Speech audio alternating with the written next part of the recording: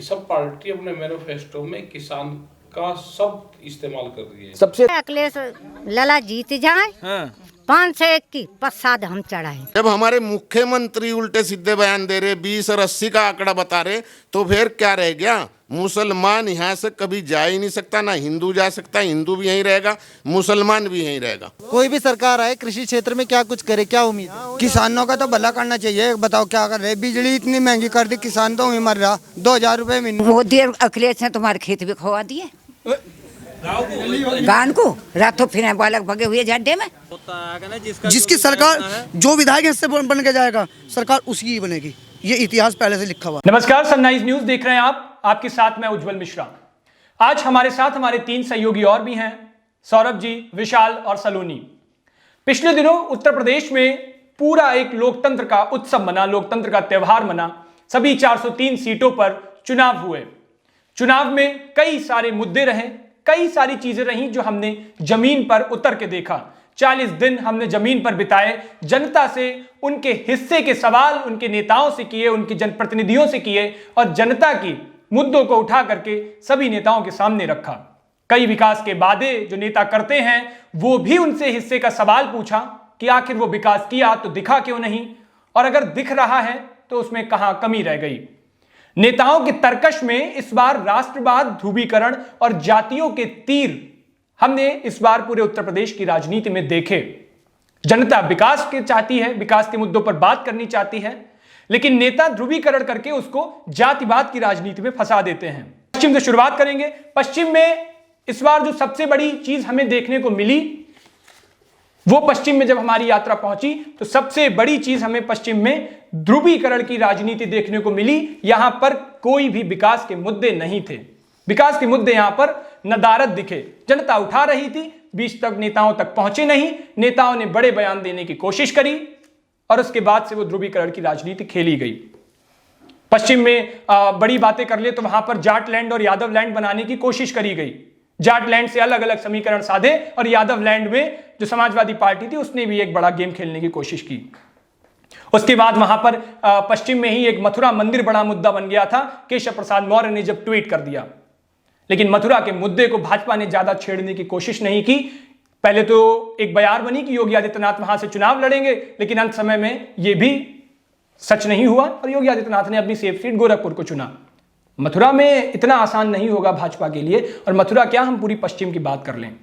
पश्चिम में एक सबसे बड़ी बात जो भाजपा अपनी ओर से कह रही थी वो कानून व्यवस्था को बड़ा मुद्दा बना करके पेश कर रही थी, लेकिन खेल वहां से गड़बड़ हो गया जब वरुण गांधी ने उत्तर प्रदेश के डीआईजी को एक लेटर लिख दिया और ट्विटर पर एक ट्वीट कर दिया कि उत्तर प्रदेश में कानून व्यवस्था कहां है, ध्वस्त दिख रही है, और अपना वो पत्र शेयर कर दिया जो उन्होंने डीजीपी को वो लेटर लिखा और डीआईजी को लेटर लिखा कि ये व्यवस्थाएं हैं, ये सरकार का डेटा कह रहा है और ये हकीकत है। जो कई सारे रेप केस और कई सारे लड़कियों के साथ छेड़छाड़ की घटनाओं को उन्होंने वहां पर पेश किया। तो कानून व्यवस्था को उन्हीं की पार्टी के सांसद ने नकारने की बात करी।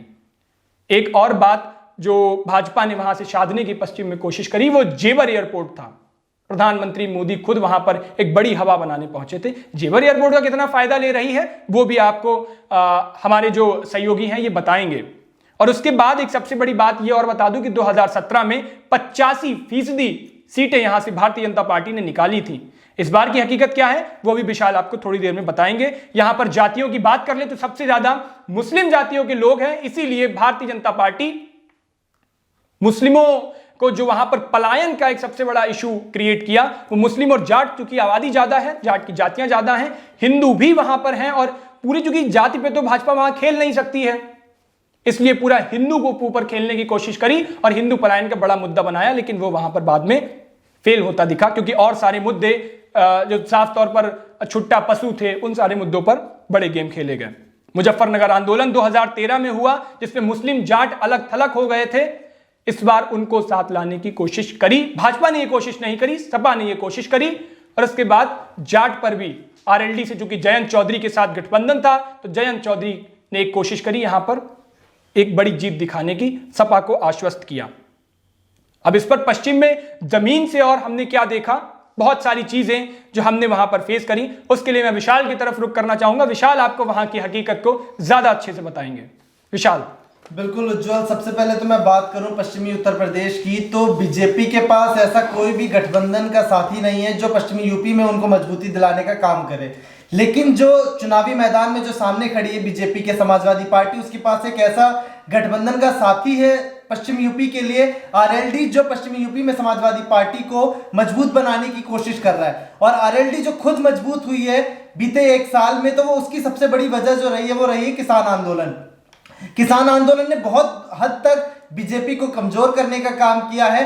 समाजवादी पार्टी आरएलडी को मजबूत करने का काम किसान आंदोलन ने किया है। किसान आंदोलन बहुत ज्यादा असरदार इसलिए भी था पश्चिमी यूपी में, क्योंकि पश्चिमी यूपी में ही मुजफ्फरनगर आता है और मुजफ्फरनगर से ही राकेश टिकैत आते हैं, जो कि किसान आंदोलन का एक बहुत बड़ा चेहरा थे बीते 1 सालों में। उन्होंने देश भर में, दुनिया भर में काफी उन्होंने लोगों से अपनी सहानुभूति भी ली और किसान आंदोलन को अच्छे तरीके से चलाया, उनकी कई जगह तारीफ भी हुई। लेकिन चुनाव का माहौल है, अब चुनाव में राकेश टिकैत वाला फैक्टर ज्यादा इस्तेमाल किया जाएगा। खैर कर तो लिया है, लेकिन असरदार अब कितना दिखेगा ये जो 10 मार्च को जो चुनावी नतीजे आएंगे उसमें पता चलेगा। लेकिन हम बात करते हैं मुद्दों पर, और जो अलग अलग विधानसभा जिले और जिलों में हम जो घूम करके आए, जमीनी हकीकत क्या है उस पर पहले बात करते हैं। तो अगर मैं पश्चिमी यूपी से शुरुआत करूं, कैराना और शामली से, तो कैराना की अगर बात करें, कैराना बीते कई सालों से सिर्फ पलायन की वजह से जाना जाता है। मैं भी बहुत उत्सुक था वहां जाकर के जानने के लिए कि आखिरकार पलायन किस तरीके से 2022 की डेट में भी हो रहा है। जब हमने वहां पर जाकर के लोगों से बातचीत करी, जानने की कोशिश करी कि आखिरकार पलायन का मुद्दा यहाँ पर कितना असरदार है, क्या वाकई में आज भी पलायन होता है या नहीं होता, तो जब हमने लोगों से गांव-गांव तक जाकर के बातचीत करी और उनसे जानने की कोशिश करी कि कैराना का चुनावी माहौल क्या है, यहाँ पर मुद्दे क्या रहने वाले, तो उनका साफ तौर से इनकार था पलायन के मुद्दे पर, कि पलायन अब नहीं होता, और जो हुआ भी था वो बहुत कम तादाद में हुआ था, वो किसी और वजह से हुआ था, जिसको राजनेताओं ने एक अलग तरीके से बयां करने की कोशिश करी और अपनी राजनीति चमकाने की कोशिश करी। कैराना के लोगों से जब हमने बात करी, उन्होंने बताया कि पलायन से ज्यादा यहाँ पर जहरीला पानी, शिक्षा, स्वास्थ्य, इस तरह के मुद्दे ज्यादा जरूरी है, जिस पर कोई भी बात करने को तैयार नहीं होता। अगर शामली की बाकी जो विधानसभा सीट है उनकी मैं बात करूं, तो उसमें बेरोजगारी, महंगाई, किसानी के मुद्दे बहुत ज्यादा अहम हुए।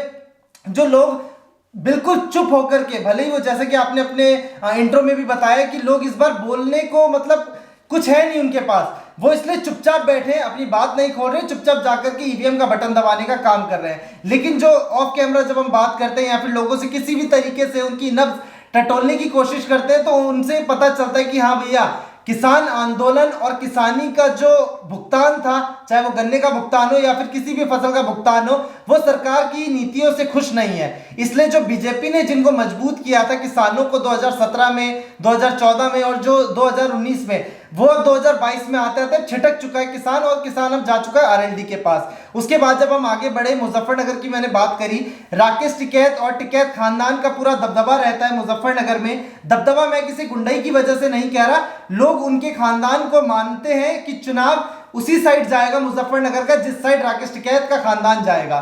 तो जब राकेश टिकैत खुलकर तो नहीं बोल रहे दोनों भाई, चाहे नरेश टिकैत हो चाहे राकेश टिकैत हो, वो हमेशा सवाल पर चुप्पी साधते हुए कहते हैं कि किसान समझदार है, वो सरकार को जवाब देगा। तो उसका अर्थ बहुत अच्छे तरीके से हम समझ जाते हैं कि किसान किस तरफ जा रहा है मुजफ्फरनगर का, या फिर जो मुजफ्फरनगर की जो ग्रामीण जनता है वो किस तरफ जाने की कोशिश कर रही है। सिसौली जो गांव है मुजफ्फरनगर में राकेश टिकैत का, हम उनके गांव में भी पहुंचे और लोगों ने बड़ा सम्मान के साथ बताया कि भले ही हमें सरकार किसी की भी अच्छी लगती हो या हम किसी को भी वोट डालें, लेकिन टिकैत साहब हमारे लिए बहुत कुछ है, और जिस तरीके से जहां पर वो पहुंचेंगे वहीं पर हम पहुंचेंगे। तो ना बताने के बाद भी हमें बहुत सी चीजें वहां पर पता चल गई। इसके बाद बागपत आरएलडी का एक गढ़ है, जो कि आज से नहीं बीते कई सालों से था, लेकिन जयंत चौधरी बहुत ज्यादा एक्टिव नहीं थे, लेकिन समाजवादी पार्टी ने उनको सपोर्ट दिया, किसानों ने उनको सपोर्ट दिया, किसान आंदोलन से मजबूत हुए, और आज आरएलडी एक बार फिर से बागपत में मजबूत होने जा रही है और बीजेपी का वहां से किला खिसकने वाला है। मेरठ की बात करते हैं, मेरठ में 7 विधानसभा सीटें हैं, जबकि मेरठ में भी किसानी आबादी बहुत ज्यादा है। गन्ने का भुगतान को लेकर के वहां से किसान लोग काफी परेशान हैं। किसानों का यह मानना है कि जब तक गन्ने का भुगतान या फिर अन्य फसलों का भुगतान में बढ़ोतरी नहीं होगी, तब तक हम किसी भी दल पर भरोसा नहीं करेंगे, और हम उसी दल पर भरोसा करेंगे जो हमारे फायदे की बात करेगा, क्योंकि किसानों को भी महंगाई का असर जो है देखने को मिल रहा है, और किसानों का यह मानना है कि भैया जब महंगाई जो सरकार कम करेगी, जो हमारे बच्चों को नौकरियां देगी, जो शिक्षा का काम करेगी, जो स्वास्थ्य पर काम करेगी, हम उस दल को वोट देने का काम करेंगे। इसके बाद हम बुलंदशहर, बदायूं, शाहजहांपुर और एटा, हाथरस जैसी जगहों पर घूमे जो काफी उत्तर प्रदेश की राजनीति में एक अहम भूमिका निभाती है। बुलंदशहर बीजेपी का गढ़ बन चुका है 2014, 2017 और 2019 में भी।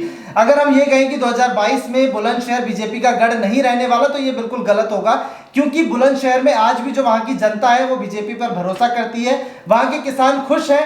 अब वजह क्या है कोई भी खुलकर बताने को नहीं राजी है, लेकिन उनका ये मानना है कि बीजेपी ने बहुत बेहतर कामकाज करके दिखाया, विकास पर काम हुआ है।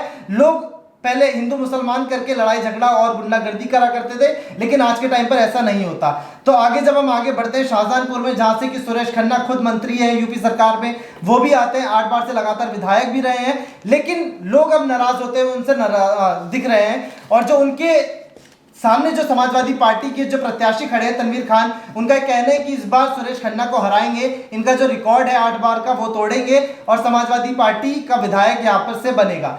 लेकिन शाहजहांपुर में जो एक विधानसभा है तिलहर, अभी हाल ही में अगर आपने देखा होगा, थोड़ा कुछ महीने पीछे की बात अगर हम करें तो स्वामी प्रसाद मौर्य बीजेपी से निकल के आए थे समाजवादी पार्टी में और अपने साथ 3 विधायकों को लेकर के आए थे। तो उन 3 में से जो एक थे रोशन लाल वर्मा, वो भी तिलहर विधानसभा सीट से, उन्होंने भी बीजेपी को त्याग करके समाजवादी पार्टी का दामन थामा था और समाजवादी पार्टी के साथ जुड़ने की बात कही थी और उनका वहां पर अच्छा खासा दबदबा है। उनका ये मानना है कि बीजेपी ने हमें खुलकर काम करने नहीं दिया। उन्होंने कई तरह के आरोप लगाए योगी सरकार पर, सुरेश खन्ना पर, मंत्रियों पर। तो उनका ये कहना था कि हमें काम नहीं करने दिया गया, इसलिए हम समाजवादी पार्टी में आ गए और बहुत संतोष करा हमने। उसके बाद ही हमने ये इस तरह का फैसला लिया कि समाजवादी पार्टी ही हमारे लिए या उत्तर प्रदेश के लिए सही साबित होकर के दिखाएगी। उसके बाद जब हम आगे बढ़ते हैं इटावा और मैनपुरी, ये पूरा उत्तर प्रदेश और पूरा देश जानता है कि इटावा मैनपुरी यादव यानी कि अखिलेश यादव, मुलायम सिंह यादव का गढ़ माना जाता है। इटावा शिवपाल यादव के नाम से जाना जाता है क्योंकि जसवंत नगर विधानसभा है जहां से वो लगातार विधायक बनते हुए आए हैं और इस बार फिर से वो समाजवादी पार्टी के साथ जुड़ करके चुनाव लड़ रहे हैं और अपनी जो मौजूदगी है वो जसवंत नगर में दिखाने की कोशिश कर रहे हैं। मैनपुरी करहल विधानसभा इस बार हॉट सीट बन चुकी है क्योंकि वहां से खुद अध्यक्ष जो है समाजवादी पार्टी के राष्ट्रीय अध्यक्ष अखिलेश यादव चुनाव लड़ रहे हैं बीजेपी ने टक्कर देने के लिए, जबकि हालांकि बीजेपी को पता है कि अखिलेश यादव को हरा पाना बहुत मुश्किल है। वहां पर जब हमने जमीनी हकीकत पर लोगों से बातचीत करी तो ये पता चला कि भैया अखिलेश यादव का वहां अच्छा खासा दबदबा है, वहां लोग उन्हें मानते हैं। यादव परिवार से लोग बहुत खुश है। उनका मानना है कि जब 2012 से लेकर के 17 के बीच में सरकार थी समाजवादी पार्टी की तो इस इलाके में बहुत विकास हुआ, इसलिए हम अखिलेश यादव को बहुत ज्यादा वोटों के साथ 1 लाख वोटों का दावा किया था कई लोगों ने कि उसके साथ हम उनको जिताएंगे और बीजेपी ने उनके सामने जिसको खड़ा करा है वो खुद मंत्री हैं एसपी सिंह बघेल, उनको करल में उनके अखिलेश यादव के सामने खड़ा किया जिससे कि वो टक्कर दे सके। भले ही एसपी सिंह बघेल की जीत ना हो लेकिन इतना जरूर बीजेपी कर लेगी कि वो बता देगी कि हाँ हमने अखिलेश यादव जो इतने बड़े धुरंधर बनते थे हमने उनको टक्कर देने का काम किया है। इसके आगे कानपुर लखनऊ की अगर हम बात करें तो इस टाइम ये कह पाना बड़ा मुश्किल है कि बीजेपी वहां से परचम लहरा पाएगी या अखिलेश यादव की जो पार्टी है वो वहां से परचम लहरा पाएगी, क्योंकि वहां पर भी एक 2-3 सीटें ऐसी बन चुकी है जो हॉट सीट बन चुकी है। जो समाजवादी पार्टी में मंत्री भी रहे थे अभिषेक मिश्रा, वो भी लखनऊ की एक सीट से चुनाव लड़ रहे हैं। अपर्णा यादव है वो भी बीजेपी से अब एक सीट से चुनाव लड़ रही है। तो इसी तरीके से लखनऊ और कानपुर को भी समझ पाना बड़ा मुश्किल है। लेकिन जब कानपुर और लखनऊ में हमने लोगों से बातचीत करी तो सबसे बड़ा जो मुद्दा था वहां पर बेरोजगारी का मुद्दा था। बेरोजगारी, महंगाई से लोग काफी परेशान है। आवारा पशु, जैसे कि आपने शुरुआत में ही बताया कि आवारा पशुओं से उत्तर प्रदेश के जो किसान है, जो लोग हैं, काफी परेशान है। यही वजह थी कि अखिलेश यादव ने सांड गायों को लेकर के भी अपने जो मैनिफेस्टो में है वो सब कुछ लिख डाला कि किसी भी तरीके से लोग उनकी तरफ आकर्षित हो जाए और उनको वोट डाल दे। उसके बाद जब हम उन्नाव की तरफ बढ़ते हैं आगे तो कांग्रेस जिस तरीके से इस बार उत्तर प्रदेश में अपनी मौजूदगी दिखाने की कोशिश कर रही है, सबसे पहले तो उत्तर प्रदेश में कांग्रेस ने मौजूदगी ऐसे ही दिखा दी कि 40% महिलाओं को टिकट देकर के। लेकिन उन्नाव इस बार कांग्रेस के लिए इसलिए भी खास बन चुका है और उत्तर प्रदेश के लिए भी क्योंकि वहां से खुद रेप पीड़िता की मां को कांग्रेस ने, प्रियंका गांधी ने टिकट दिया है और उनको लड़वाने का काम कर रही है। और उनका मानना है कि हो सकता है सिंपैथी वोट के नाम से वो जीत भी जाए और वहां से विधायक भी बन जाए। ऐसे ही हरदोई तक हम पहुंचे तो तमाम जो लोग पश्चिमी यूपी की अगर मैं कुल मिलाकर के बात करूं तो किसान काफी परेशान है। किसानों के जो मुद्दे हैं, महंगाई, फसलों का दाम, गन्ने का भुगतान, इस तरह की कई ऐसे मुद्दे हैं जिनको लेकर के वो मन बना चुके हैं कि किस पार्टी को वोट दिया, और उन्होंने ईवीएम का बटन दबा भी दिया। लेकिन जो युवा है रोजगार को लेकर के काफी परेशान है। शिक्षा और स्वास्थ्य की स्थिति जो सरकार इतने टाइम से 4.5 साल 5 साल का दावा कर रही है कि हमने उत्तर प्रदेश को इन सब क्षेत्र में नंबर 1 बना दिया है, ऐसा बिल्कुल भी नहीं है। स्थिति बहुत बेहद खराब है। लेकिन कई लोगों का ये मानना है कि एक बार हम फिर से बीजेपी पर भरोसा करके देखेंगे, क्या पता आने वाले 5 सालों में और बेहतर कामकाज करे। लेकिन ज्यादातर लोगों की अगर मैं बात करूं जिनके मुद्दे बेरोजगारी, महंगाई और जो तमाम जो स्थानीय मुद्दे थे उन पे अगर बात करूं तो वो समाजवादी पार्टी की तरफ या फिर स्थानीय जो वहां के निर्दलीय या फिर लोकल प्रत्याशी है उन पर भरोसा जताने की जो कोशिश कर रही है। तो जो इस तरीके से पश्चिमी यूपी का जो कुल मिलाकर के कहें तो बेरोजगारी, महंगाई और किसानों का जो मुद्दा है बहुत अहम रहने वाला है। तो पश्चिमी यूपी में बीजेपी बहुत मजबूत नहीं है, समाजवादी पार्टी, आरएलडी और छोटे दल जो है उनको मजबूती मिल सकती है। जी बिल्कुल विशाल, जिस तरह से आपने कैराना से शुरू करके एक सीट की हकीकत बताई हमें, जाहिर तौर पर ग्राउंड पर वो देखी, लेकिन आमतौर पर यह देखा गया है कि जब हम कैमरे से बात करते हैं और माइक लोगों के सामने लगाते हैं तो लोग फेस करने से हिचकते हैं, उसको फेस नहीं कर पाते हैं। और ये बात कई जगहों पर हमने इस चीज को फील भी किया। लोग बात पहले तो अपने मुद्दे बता रहे थे, लेकिन माइक लगाते ही वो मुद्दे उन्होंने गायब कर दिए, उन मुद्दों पर बात नहीं करी। सौरभ जी ने ये काम जमीन पर किया, ग्राउंड पर बखूबी उस जिम्मेदारी को निभाया जो जिम्मेदारी उनको दी गई थी। जिम्मेदारी ये थी कि जब कैमरा बंद हो जाता था, लोगों से पीछे बात करनी होती थी, उनसे घुल मिलकर उनके व्यक्तिगत संबंध बना करके फिर उनसे वो बात जानने की कोशिश होती थी, क्या मुद्दे लोग चाहते हैं, सरकार से क्या शिकायतें हैं और असल मुद्दे उस क्षेत्र के क्या हैं। सौरभ जी ने उस चीज को वहां पर फील किया, उनसे बात करी और उसके बाद जो मुद्दे आए वो अब आपको बताएंगे। सौरभ जी, क्या कुछ महसूस करा आपने लोगों में? उज्जवल, जैसे हम पश्चिमी यूपी की बात कर रहे हैं अभी कि वहां पे चुनाव का माहौल कैसा है वोट पड़ने के बाद, तो जैसे विशाल ने डिटेल में एक एक सीट का बता दिया कि जितनी सीटें हैं वहां पे जहां हमने कवर किया वहां उसने पूरा बता दिया कि क्या माहौल है वहां पे, और आपने भी जो पूरा भी इंट्रो दिया था उसमें सब कुछ बता दिया। लेकिन हमने जैसे जब हमने कैराना से शुरुआत की थी पश्चिमी यूपी में, सबसे पहले हम कैराना सीट पे गए थे, तो वहां पे जैसे जब हम कोई रिपोर्ट की शुरुआत करते हैं, मतलब लोगों को इकट्ठा करना, तो जब उनसे पूछते हैं कि आपके मुद्दे क्या हैं, तो कैमरा शुरू होने से पहले ही वो अपने मुद्दे बताने लगते हैं। फिर मैंने ये चीज बहुत जगह गौर की कि जब हम शुरुआत करते हैं तो वहां पे सारी चीज बताते हैं, मुद्दे सही में हैं क्या, लेकिन जब रिपोर्टर वहां शुरू करते हैं, कैमरा शुरू होता है, तो वो आदमी का मुझे लगता है कि अलग ही वो दिखने लगता है। इसीलिए आपको सर्वे में कई बार सर्वे धराशायी भी हो जाते हैं। अब जैसे कैराना की हम बात करें तो कैराना में हम अगर दूर से देखते हैं दिल्ली में बैठ के टीवी पे, तो वहां पे कैराना के बाद पलायन आपको अपने आप ही मुद्दा याद हो जाएगा कि सबसे बड़ा मुद्दा पलायन का है। क्या आप सोच सकते हैं कि कैराना जैसी जगह में सबसे बड़ा मुद्दा है जहरीले पानी का, वहां पे लोगों को जो जहरीले पानी पीने के मजबूर हैं, वो मुद्दा आपने किसी रिपोर्ट में आपने अगर सुना हो, इतनी ग्राउंड रिपोर्ट वहां पे की है, अगर किसी ने देखा हो तो आप सोच के देखिए, लेकिन वो बहुत बड़ा मुद्दा है। और अफसोस इस बात का है कि जो लोग वहां पे वोट डाल रहे हैं वो मुद्दा भी, वो उस मुद्दे पे वोट भी नहीं डाल रहे हैं। सबसे बड़ी बात यह है कि वो लोग खुद उस मुद्दे पे वोट नहीं डाल रहे हैं।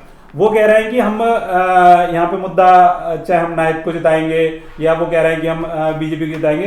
तो ये सबसे बड़े मुद्दे वहां पे, एक तो ये था पलायन का, जो हमें हकीकत पता चली कि पलायन, विशाल ने भी बताया कि पलायन का हकीकत क्या थी। पलायन ये था कि जो 2017 से पहले जब सपा सरकार थी, तब कुछ अपराधी किस्म के लोग थे और उनकी वजह से वो लोग पलायन हुआ। जो लोगों ने बताया, मुस्लिम लोगों ने, कई लोगों ने बताया कि पलायन सिर्फ हिंदुओं का नहीं हुआ, वहां पे मुस्लिम लोग भी छोड़ के गए, और वो गए हैं वहां की गुंडागर्दी की वजह से, जो एक प्रशासनिक मामला था।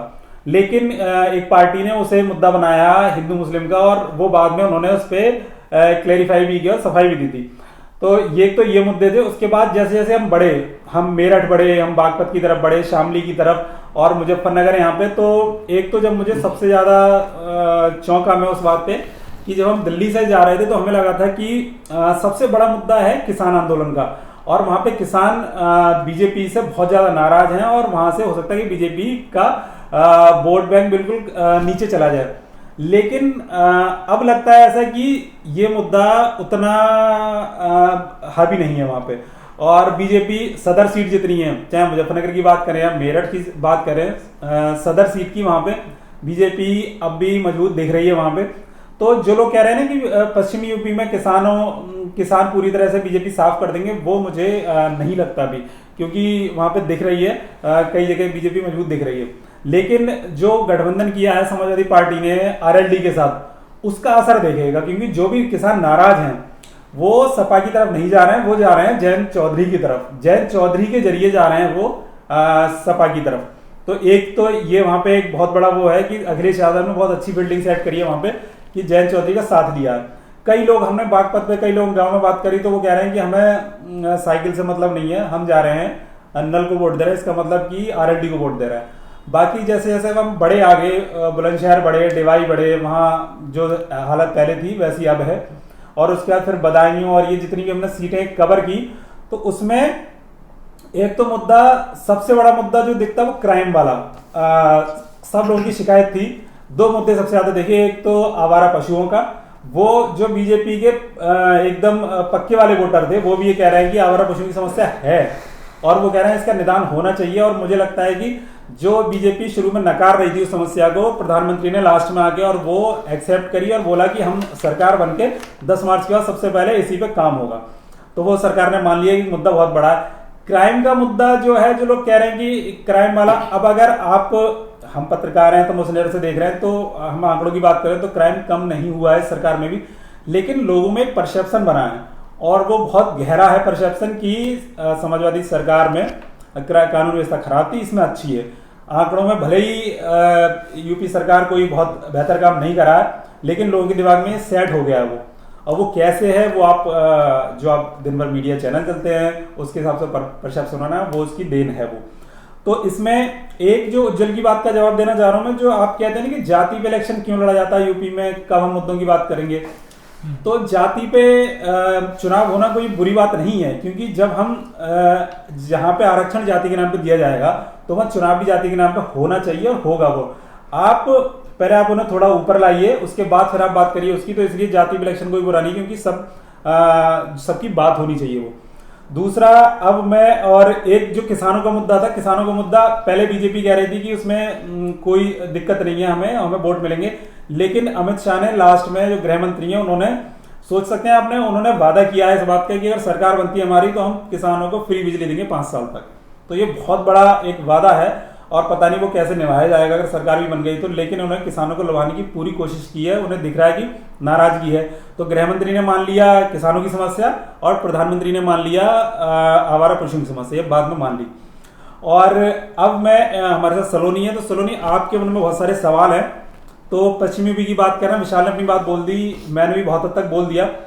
कुछ अभी पॉइंट रह गए, लेकिन आप बताइए आपको क्या आपके मन में सवाल हैं इसे लेके, क्योंकि हम ग्राउंड पे गए और आपने ऑफिस की जिम्मेदारी जो हम वहां से भेजते थे वो बखूबी निभाई है। लेकिन आपके मन में तब भी वहां से कुछ सवाल हैं, वो बताइए क्या सवाल हैं। जी बिल्कुल, मैंने ग्राउंड की हर एक जो वीडियो थी, या ये कह सकते हैं हर एक चीज सुनी है, लोगों के मुद्दे जानने की कोशिश करी कि असल में जब हम ऑफिस में बैठ के काम करते तो हमें यही लगता है कि ठीक है ग्राउंड के ज्यादा मुद्दे नहीं होंगे या जो आम जनता है उनके ज्यादा मुद्दे नहीं होंगे।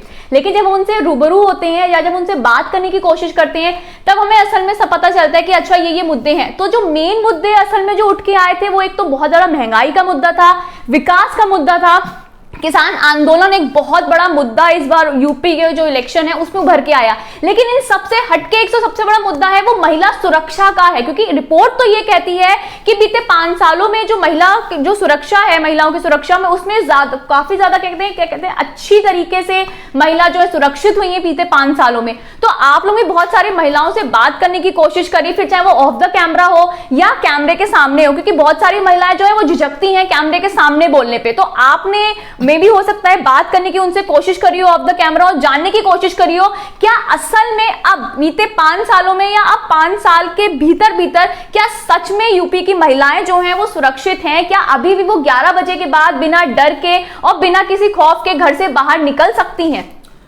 देखिए, वही मैं बात कहूंगा जो क्राइम वाली बात थी। तो स्थिति क्या है वहां पे, वो आप भी पत्रकार हैं और आप पढ़ती हैं यहाँ पे, दिल्ली से बैठ के देख रही हैं वहां पे, तो कितनी बेहतर हुई है वो हम एनसीआर आंकड़ों से और उससे बता सकते हैं। बाकी उन्नाव में जो मामला हुआ, हाथरस में हुआ, वो देख सकते हैं कि स्थिति क्या है।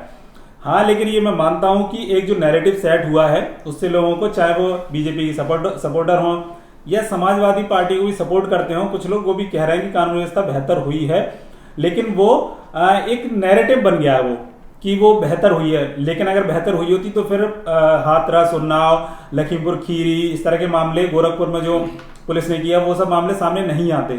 तो नैरेटिव तो सेट हो गया, लोग कह रहे हैं, लेकिन कानून व्यवस्था मुझे नहीं लगता कि इतनी अच्छी हुई अभी। और वो चाहे हम फील्ड पे भी हमने देखा और बाकी आप जो सरकारी आंकड़े हैं उससे भी आप देख सकते हैं कि कितनी बेहतर हुई है। एक पश्चिम की सीटों के हाल बता रहे थे, वहां की सभी 130 सीटों का जो खाका था वो हमने तैयार करके रखा था और विशाल और सौरभ जी ने वहां से सारी अपडेट जो हर एक सीट कर जाकर के वहां के हमने सीटों के लोगों के हिसाब तय किए, जनता से नेताओं के जो सवाल थे वो पूछे, नेताओं की वहां पर क्या रवैया, उन सभी की हमने बात करी। तो पश्चिम से हमारे पास जो आंकड़ा निकल करके आ रहा है, जो वहां का एग्जिट पोल 130 सीटों पर बता रहा है, जिसमें भारतीय जनता पार्टी का जो गठबंधन है वहां पर 50 से 55 सीटें भारतीय जनता पार्टी को मिल रही हैं। वहीं समाजवादी पार्टी इस बार बहुत मजबूती के साथ है, क्योंकि पिछली दफे की बात करें तो भारतीय जनता पार्टी की लहर में समाजवादी पार्टी कहीं खो सी गई थी और उसी के साथ जो इस बार गठबंधन जयंत चौधरी के साथ किया है, तो जयंत चौधरी की पार्टी बहुत कम या यूं कहें कि बिल्कुल ना के बराबर पिछली बार के विधानसभा चुनावों में देखी गई थी, क्योंकि उस वक्त योगी सरकार, योगी और मोदी की लहर को एक तरीके से आका गया था पिछले विधानसभा चुनाव में। लेकिन इस बार समाजवादी पार्टी की स्थिति बहुत मजबूत है और हमारे एग्जिट पोल के मुताबिक वहां का जो सपा का गठबंधन है वो 60 से 70 सीटों को निकालने की कोशिश करेगा और ये सीटें सपा के गठबंधन के खाते में चली जाएंगी। बसपा की बात करें तो उसको भी कम नहीं आंका जाना चाहिए। पश्चिम में बसपा 3 से 10 सीटें निकालेगी, क्योंकि जिस तरह से हमने मथुरा में कवर किया और मथुरा के साथ कई सारी ऐसी विधानसभा सीटें थी, हमेशा से मैं कहता हूं कि बसपा का जो अपना दलित कोर वोट है वो कहीं नहीं खिसकता है, वो हमेशा बसपा के खाते में गिरता है और ये 3 से 10 सीटें वही हैं जहां पर बसपा बढ़त बनाएगी और बसपा के खाते में ये 3 से 10 सीटें निकल के जाएंगी। कांग्रेस पार्टी की बात करें तो इस बार कांग्रेस ने जिस तरह से अलग तरह से उत्तर प्रदेश में राजनीति का रंग दिखाया है, बढ़ती विधान और शक्ति विधान कहीं ना कहीं कई हद तक कांग्रेस पार्टी को फायदा पहुंचाएगा और इसीलिए कांग्रेस पार्टी के खाते में 5 से 15 सीटें खाते में जा सकती हैं। यह इस बार पश्चिम का हिसाब रहेगा। तो इस तरह से भारतीय जनता पार्टी नुकसान में है और समाजवादी पार्टी बढ़त में जाएगी। लेकिन भारतीय जनता पार्टी जिस तरह से 50 से 55 सीटें आ रही हैं, उस चुनाव के वक्त जो शुरुआत का वक्त था उस वक्त में बहुत ही ज्यादा नुकसान भारतीय जनता पार्टी को मिल रहा था, लेकिन अंत तक आते आते भाजपा ने उसको सुधारने की कोशिश करी। जिस तरह से कई सारे जेबर एयरपोर्ट और उसके बाद अपनी कानून व्यवस्था को अच्छा दिखा करके वहां कोशिश करी, तो उसके मुताबिक हमारा जो एग्जिट पोल निकल करके आया है अब चुनावों के बाद, क्योंकि सभी चरण के चुनाव खत्म हो चुके हैं, आज जो एग्जिट पोल आज की तारीख में निकल रहा है वो भारतीय जनता पार्टी का जो गठबंधन है वो 50 से 55 सीटें वहां पर निकालने की कोशिश करेगा। सपा की 60 से 70 सीटें, बसपा की 3 से 10 और उसी के साथ कांग्रेस पार्टी 5 से 15 सीटों को निकालने की कोशिश करेगी और ये सीटें इन पार्टियों के खाते में जाएंगी, जहां से उत्तर प्रदेश का भविष्य पश्चिम को लेकर के तय हो जाएगा। बिल्कुल पश्चिम के बाद अब हमारी बारी है अवध की तरफ बढ़ने की। अवध के कई क्षेत्रों को हमने कवर किया, कई सारी विधानसभा सीटों पर हम पहुंचे और उसके बाद के जो नतीजे हमें सामने आए वो नतीजे चौंकाने वाले थे। अवध का जब जिक्र किया जाए, अवध के क्षेत्रों का जिक्र किया जाए, तो अवध में सबसे बड़ी राजनीतिक केंद्र माना जाता है भारतीय जनता पार्टी के लिए, क्योंकि वहीं से अयोध्या आता है। अयोध्या राजनीति का वो केंद्र है जहां से राम मंदिर की शुरुआत की गई थी और भारतीय जनता पार्टी ने इस मुद्दे को बनाया था जो आज तक भारतीय जनता पार्टी जिसको लेकर के चल रही है और इस बार के विधानसभा चुनावों में भी राम मंदिर को बड़े मुद्दे के तौर पर पेश किया जा रहा है। इसी अवध में एक और क्षेत्र भी आप जब जोड़ेंगे तो वहीं से नेहरू गांधी परिवार की सियासत का गढ़ कहिए, प्रियंका गांधी जिस जहां पर जोर शोर से मेहनत कर रही हैं वो गढ़ अमेठी का है। इस अमेठी की सभी विधानसभा सीटों में सिर्फ एक विधानसभा सीट जो गौरीगंज सीट थी वो समाजवादी पार्टी के खाते में गई थी, बाकी सभी सीटों को भारतीय जनता पार्टी ने अपने कब्जे में किया था। अब प्रियंका गांधी की साख के साथ वो सीट देखी जा रही है और प्रियंका गांधी ने जो अमेठी की सदर सीट से है आशीष शुक्ला को वहां से उतार करके पूरी जोर शोर से मेहनत की है प्रियंका गांधी और उसी के साथ पूरी कांग्रेस पार्टी अमेठी के अंदर उस एक सीट को तो बचाने के प्रयास में लगी ही हुई है। उसी अवध की जब बात करें तो 118 सीटों वाले अवध में 21 जिले आते हैं, जिसमें हरदोई, अमेठी, रायबरेली, बाराबंकी, लखनऊ खुद राजनीति का केंद्र, उत्तर प्रदेश की राजनीति के पूरे समीकरण, सियासी समीकरण वहीं से साधे जाते हैं।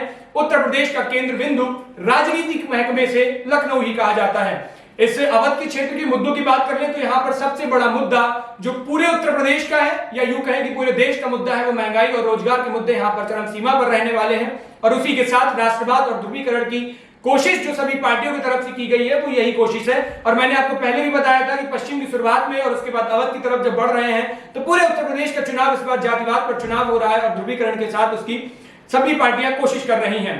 जातियों की बात कर ले, क्योंकि जातिवाद का चुनाव है, जातियों पर चुनाव लड़ा जा रहा है, तो सबसे ज्यादा जो जातियां अवध में हैं वो पासी जाति के लोग हैं। लगभग 1.5 लाख वोटर्स पासी जाति के अवध के अंदर हैं। यहां पर और जातियों की बात करें तो गौतम जातियां भी हैं, मुस्लिम समाज के लोग भी हैं, इनको समाजवादी पार्टी कोशिश करती है अपने साथ ले जाने की।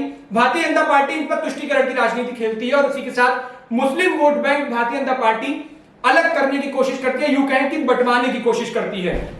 उसी के साथ ब्राह्मण समाज के लोग भी हैं, यहां पर क्षत्रिय, लोधी और ठाकुर समाज के लोग भी हैं। अवध की जातियों पर जिक्र कर लिया जाए और उससे पहले हर क्षेत्र में जहां भी चुनाव होते हैं वहां के किसी एक बड़े चेहरे को जिम्मेदारी दी जाती है, वहां की उसकी साख के साथ वो सीट जोड़ी जाती है और उसी के साथ वहां पर सबसे अहम जिम्मेदारी उसकी होती है। तो अवध क्षेत्र की बात करें तो सबसे बड़ी जिम्मेदारी तो थी जो मौजूदा वक्त में देश के रक्षा मंत्री हैं, उत्तर प्रदेश के मुखिया भी रह चुके हैं, उत्तर प्रदेश में मुख्यमंत्री रहे, राजनाथ सिंह की जिम्मेदारी है। लखनऊ उनका संसदीय क्षेत्र है और राजनाथ सिंह की साथ के साथ इस लखनऊ की सीटों को जोड़ा जा रहा है। अवध की क्षेत्र की जिम्मेदारी उनको दी गई है।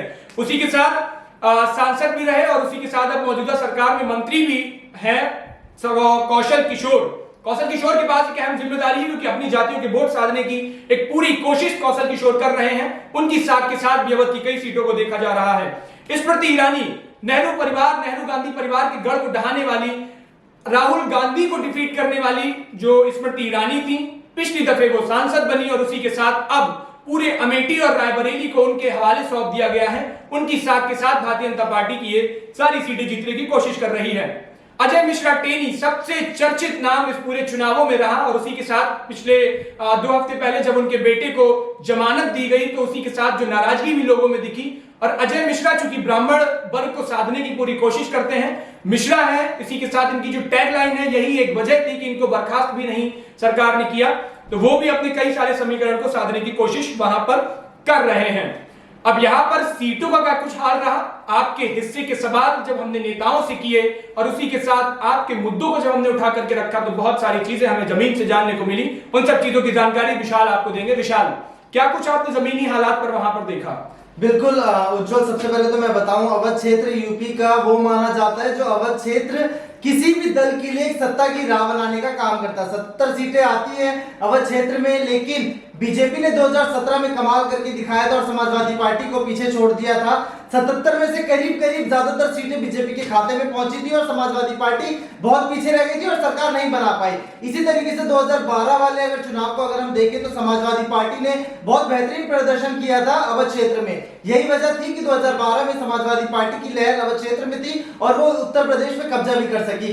लेकिन 2022 की अगर स्थिति की बात करें तो 2022 की स्थिति जो है वो अब ना तो 2012 से मिलती जुलती है ना तो 2017 से मिलती जुलती है, क्योंकि 2022 की जो स्थिति है वो है बेरोजगारी पर, महंगाई पर, किसानों के मुद्दे पर, गायों के मुद्दों पर, आवारा पशुओं के मुद्दों पर और गुंडई। जहां गुंडई की बात करते हैं कि गुंडई खत्म हो गई, वाकई में ऐसा नहीं है। लोग काफी परेशान हैं, भ्रष्टाचार को लेकर के भी परेशान है। कई जो आम जनता है वहां की वो हमेशा से पुलिस प्रशासन पर जो एक आरोप लगाती है कि भ्रष्टाचार नहीं खत्म हुआ, ये हमारी बातें नहीं सुनते। इस तरीके तमाम ऐसे मुद्दे हैं जो अवध क्षेत्र में आज भी उठने का काम करते हैं। लेकिन अगर मैं बात करूं 2017 की तो गोंडा और बलरामपुर वाली जो बेल्ट है एक, वहां पर भाजपा ने एक अच्छी कामयाबी ली थी 2017 के दौरान। लखनऊ की बात करें तो एक सीट छोड़ करके बाकी की सारी सीटें भाजपा के खाते में गई थी। सीतापुर में से 9 सीटों में से 7 भाजपा के खाते में गई थी। और 2012 की अगर मैं बात करूं तो समाजवादी पार्टी ने बेहतरीन प्रदर्शन करके दिखाया था। इसके बाद जैसे कि आपने बताया अमेठी राहुल गांधी का और एक गांधी परिवार का एक वो गढ़ रहा है, लेकिन अब वो गढ़ 2014 के बाद से कमजोर होना शुरू हुआ था और 2019 आते आते पूरे तरीके से राहुल गांधी का वो गढ़ खत्म हो चुका है। इसलिए अब बीजेपी की जो स्मृति ईरानी है, स्मृति ईरानी 2019 में वहां से सांसद बनी। वो लगातार सांसद बनने से पहले भी और सांसद बनने के बाद भी अपने संसदीय क्षेत्र का लगातार हर महीने हर हफ्ते दौरा करती रहती है, जिससे कि वो जो वहां की आम जनता है उनसे अपना परिचय भी देते रहे और उनसे एक संबंध बना सके, जिससे कि आने वाले जो 2022 के चुनाव थे या फिर 2024 के जो चुनाव है उन तक वो अच्छी कामयाबी उनको मिल सके। तो यही वजह थी कि अब अमेठी बहुत कमजोर पड़ चुका है कांग्रेस के लिए और बीजेपी के लिए मजबूत बन चुकी है। लेकिन अब मैं 2022 की प्रियंका गांधी की अगर मैं बात करूं तो प्रियंका गांधी एक बार फिर से जब एक्टिव हुई है बीते 6 महीने से, जबकि लखीमपुर हादसा जब हुआ था तब से वो उत्तर प्रदेश में काफी एक्टिव है और वो अमेठी पर भी उसी तरीके से ध्यान दे रही है जिस तरीके से पूरे उत्तर प्रदेश में कांग्रेस जिस तरीके से नेतृत्व कर रही है प्रियंका गांधी, उसी तरीके से वो अमेठी पर भी ध्यान दे रही है और अमेठी को मजबूत करने की एक बार फिर से कोशिश कर रही है प्रियंका गांधी। और यही वजह थी कि माने या चाहे ना माने, लोग 2017 में जो समाजवादी पार्टी का गठबंधन था कांग्रेस के साथ, बहुत बेहतरीन प्रदर्शन नहीं रहा, सबने देखा। लेकिन 2022 का जो कांग्रेस का प्रदर्शन है ये वाकई में थोड़ी मजबूती कांग्रेस को दे सकता है, क्योंकि लोगों के मन में अभी आ चुका है कि कांग्रेस से हमें उम्मीद है, हो सकता है कांग्रेस जब 40% महिलाओं की बात करती है, जब कांग्रेस रोजगार की बात करती है, जब कांग्रेस फ्री गैस सिलेंडर की बात करती है, जब कांग्रेस गुंडाई खत्म करने की, प्रशासन को मजबूत करने की बात करती है, तो लोगों के मन में अब मन बदल रहा है। क्योंकि समाजवादी पार्टी को लेकर के लोगों के मन में तरह तरह की चीजें हैं कि जब यादव पार्टी आती है तो गुंडाई बढ़ जाती है, बीजेपी के टाइम पर दबाव में लोगों को रहना पड़ता है, इसलिए वो एक अलग तरीके का एक ऑप्शन देख रहे हैं। इसलिए मैं ये कह सकता हूं कि हाँ, कांग्रेस जमीनी स्तर पर मजबूत होने का काम कर रही है। समाजवादी पार्टी की अगर स्थिति की बात करें तो अवध क्षेत्र में 2017 के मुकाबले बहुत ज्यादा उनको मजबूती मिल चुकी है, जबकि बीजेपी का जो फैक्टर था वो फैक्टर अब थोड़ा कम होता हुआ नजर आ रहा है, जिसका सारा फायदा समाजवादी पार्टी के ही खाते में जाता हुआ नजर आ रहा है। लखीमपुर हादसे की अगर हम बात करें, पूरे देश ने, पूरे दुनिया ने वो देखा कि सिलसिला किस तरीके से रहा, किसानों पर गाड़ी चढ़ा दी गई, बीजेपी बिल्कुल बुरी तरीके से बैकफुट पर आ गई थी। और एक चीज ये भी थी कि किसान आंदोलन भी उस दौरान बहुत ज्यादा सरकार को घेरने का काम कर रहा था, उसी दौरान इस तरह की चीजें, तो सरकार बीजेपी बहुत ज्यादा बैकफुट पर चली गई, जिसका सारा फायदा कांग्रेस ने और समाजवादी पार्टी ने उठाने का काम किया। और दूसरी सबसे बड़ी चीज, चुनाव नजदीक थे, अजय मिश्रा टेनी के लड़के को, उनके जो बेटे हैं आशीष मिश्रा, उनको रिहा कर दिया गया, उनको जमानत दे दी गई, जिसको लेकर के जो वहां का जो समुदाय था, किसान समुदाय, वो अब एक बार फिर से नाराज हो चुका है योगी सरकार को लेकर के, मोदी सरकार को लेकर के, सरकार की नीतियों को लेकर के। यही वजह है कि बीजेपी अब और भी ज्यादा बैकफुट पर नुकसान में होती हुई नजर आएगी, जो लखीमपुर वाला इलाका है। क्यों बीजेपी, आपने बिल्कुल सही बताया कि बीजेपी मजबूर है अजय मिश्रा टेनी को लेकर के, क्योंकि वो एक बहुत बड़े ब्राह्मण चेहरा के रूप में जाने जाते हैं उत्तर प्रदेश में। हालांकि बीजेपी को पता है कि उनकी वजह से काफी घाटा हुआ, लेकिन बीजेपी उनको इसलिए भी नहीं हटा सकती, ना तो इनको नजरअंदाज कर सकती, क्योंकि जो ब्राह्मण वोट है उनके साथ, वो भी फिर बीजेपी के हाथ से निकल जाएगा। अगर मैं उन्नाव पहुंचूं और उन्नाव की मैं अगर बात करूं तो उन्नाव में कांग्रेस ने सबसे बेहतरीन काम करके दिखाया, जो रेप पीड़िता है उनकी मां को टिकट दिया है, उनको मजबूती देने का काम किया और एक नई मिसाल उत्तर प्रदेश में जो कांग्रेस ने देने की कोशिश करी है कि 40% महिलाओं को टिकट दिया जाएगा। और उन महिलाओं में नाम ऐसे ऐसे लोगों का था जो वाकई में जिनको मजबूत करने की कोशिश करनी चाहिए सभी दलों को, कांग्रेस ने इसकी पहल करी। कांग्रेस ने उन्नाव रेप पीड़िता की मां को टिकट दिया, खुशी दुबे की बात करें तो नेहा तिवारी को भी टिकट दिया, और इसी तरीके से अलग अलग जगह पे कांग्रेस ने अपना काम करने की कोशिश करी। लखनऊ की बात करें, लखनऊ हर किसी के लिए बहुत मतलब सियासी समीकरण सेट करने वाला एक जिला है। लखनऊ की जितनी भी विधानसभा सीटें बीजेपी पुरजोर कोशिश कर रही है, राजनाथ सिंह का गढ़ माना जाने लग गया बीते सालों से वो, और राजनाथ सिंह के ऊपर भी बहुत बड़ी जिम्मेदारी है कि वो लखनऊ को किस तरीके से इस चुनावों में बेहतरीन प्रदर्शन करके दिखा सकते हैं। हालांकि समाजवादी पार्टी के भी जो अभिषेक मिश्रा है वो भी लगे हुए हैं पूरे तरीके से, पूरी समाजवादी पार्टी लगी हुई कि जो लखनऊ का जो गढ़ है राजनाथ सिंह से छीन करके हम समाजवादी पार्टी के खाते में ले आए।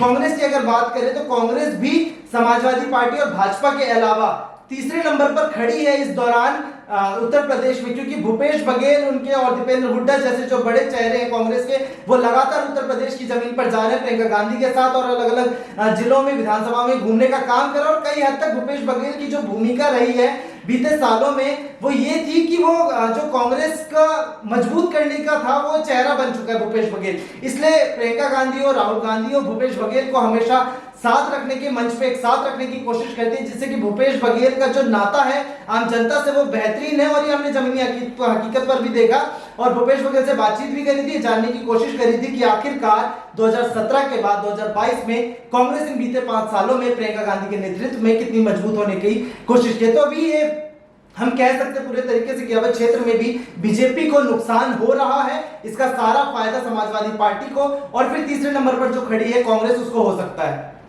उज्जवल। बिल्कुल विशाल, आपने जो भी जितने भी जानकारी दी, ये सब एक एक पार्टियों के बारे की जानकारी थी, उनके बारे में जो अवध के अंदर का इतिहास है और उसी के साथ जो मौजूदा स्थिति पार्टियों की चल रही है उसके बारे में जानकारी दी। अवध का जो एग्जिट पोल है उसको बताने से पहले मैं सलोनी की तरफ रुख करूंगा। सलोनी, जो कुछ सवाल हैं आपके, जो आपने यहाँ पर स्टूडियो के अंदर बैठ करके देखा, वो कुछ सवाल आपके हैं जो, क्योंकि सौरभ जी ने ग्राउंड से वहां पर चीजें की और ऑफ द कैमरा बात करी है, इनकी खूबी रहती है, तो आप अगर कुछ सवाल करें इनसे तो वो सवाल आप अपने करिए।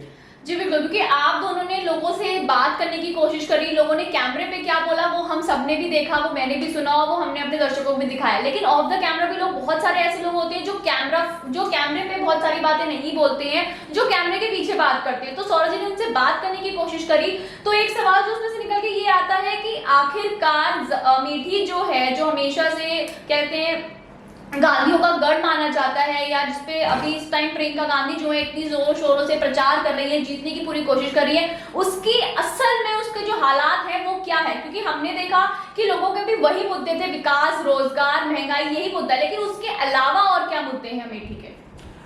सलोनी, जैसे अमेठी की अगर बात करें तो अमेठी और रायबरेली, ये आपने बोला जैसे कि गांधी परिवार का गढ़ है वो गढ़ एक तो 2019 में टूट चुका है वो, और लेकिन अब जब लोकसभा चुनाव और विधानसभा चुनाव में बहुत अंतर होता है उसमें, तो लोग उसमें अलग देख के वोट करते हैं, लेकिन विधानसभा चुनाव में स्थिति थोड़ी अलग है। इस बार जैसे गौरीगंज विधानसभा है वहाँ पे अमेठी में, वहाँ सपा जीती थी पिछली बार भी, और इस बार भी ऐसा लग रहा है कि टक्कर है इस बार अच्छी सी ठीक से, और बाकी और जगह भी बीजेपी वहाँ पे पहले से मजबूत हुई है पहले से, और इस बार भी सीटें निकलेंगी वहां से। लेकिन प्रियंका गांधी ने वहां पे बहुत मेहनत की है, और सिर्फ अमेठी में ही नहीं, प्रियंका गांधी ने पूरे अवध में अपनी पूरी ताकत झोंक दी है। भले ही वो एक तरफ अगर हम देखें तो प्रतापगढ़ और उधर प्रमोद तिवारी और उनकी बेटी लड़ रही है, प्रमोद तिवारी की बेटी लड़ रही है, और प्रमोद तिवारी जगह जगह जाके रैली कर रहे हैं, और प्रियंका गांधी भी जगह जगह जाके रैली कर रहे हैं। तो जो उनका वो है मेन जो है वो अवध पे फोकस है, क्योंकि आपने देखा होगा कि पश्चिमी यूपी में प्रियंका गांधी ने ज्यादा प्रचार नहीं किया, और उसके मुकाबले उन्होंने पूर्वांचल और अवध क्षेत्र, बुंदेलखंड, इन जगह पे ज्यादा प्रचार किया। तो मुझे लगता है वहां से कांग्रेस को थोड़ा फायदा मिलेगा। और अवध की हम जब बात कर रहे हैं तो अवध में हर पार्टी का कुछ ना कुछ दाव पे लगा है। आप सपा का देख लीजिए, क्योंकि सपा अब तक जो है जो इटावा और जो सब पश्चिमी यूपी में निकल चुका है पीछे, जो सब फायदा मिलना था मिल गया, लेकिन अब उसकी जो परीक्षा है असली वाली, क्योंकि पिछले वाले पश्चिमी यूपी में उसके साथ एक बड़ा फैक्टर था जयंत चौधरी जो उनके साथ थे। इस बार जो अवध में जो उनके साथ हैं वो महानदल के नेता है, महानदल पार्टी है, तो उसका कितना फर्क पड़ेगा।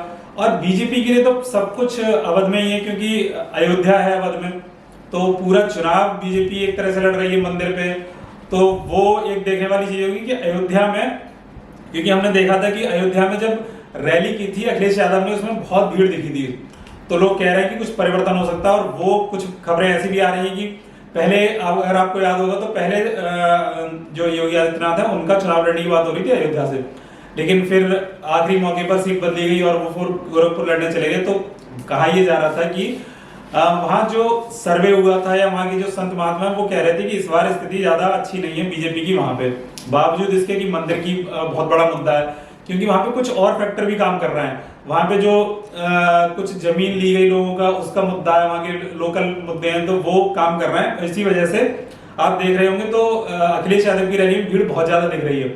दूसरी तरफ जो और जिले हैं, कानपुर में एक चीज नोटिस की मैंने कि जब हम पश्चिमी यूपी की बात करते हैं तो वहां पे जो लोग हैं थोड़ा कम बोलते हैं। अगर उनसे सवाल करो तो एक सवाल कई बार पूछो तब बोला जाता है, लेकिन कानपुर में पॉलिटिकल लोग बहुत एक्टिव हैं। आप किसी से बुजुर्ग से पूछ लीजिए, वो भी आपको पूरा राजनीति दिखा देगा, और वो शुरू हो जाता है अवध से पूर्वांचल की तरफ जैसे जाएंगे तो वहां पे लोग बहुत ज्यादा एक्टिव हैं पॉलिटिकल। आपको ज्यादा सवाल करने की जरूरत नहीं है, खूब आपको ज्ञान देंगे वहां पे।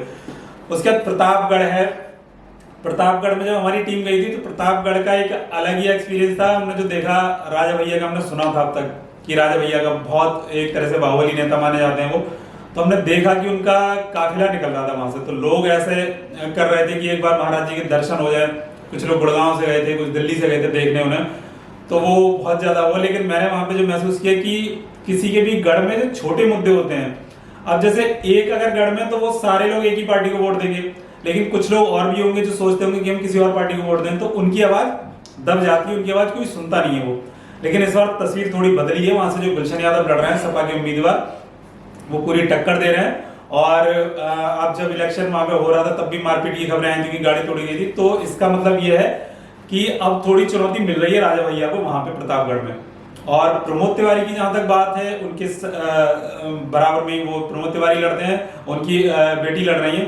तो वहां पे मैंने देखा कि लोग वहां पे अब भी, जबकि उनका वर्ल्ड रिकॉर्ड है अब तक जीतने का लगातार, और मुझे लगता है कि इस बार भी आसानी से तो नहीं लेकिन जीत हो जाएगी। कांग्रेस की एक सीट वहां से पक्की है वो। और दूसरा एक मैंने देखा कि कांग्रेस के एक उम्मीदवार हैं नीरज त्रिपाठी, जो हमारे आपने इंटरव्यू भी देखा होगा उनका, वो इंटरव्यू किया था उज्जवल ने।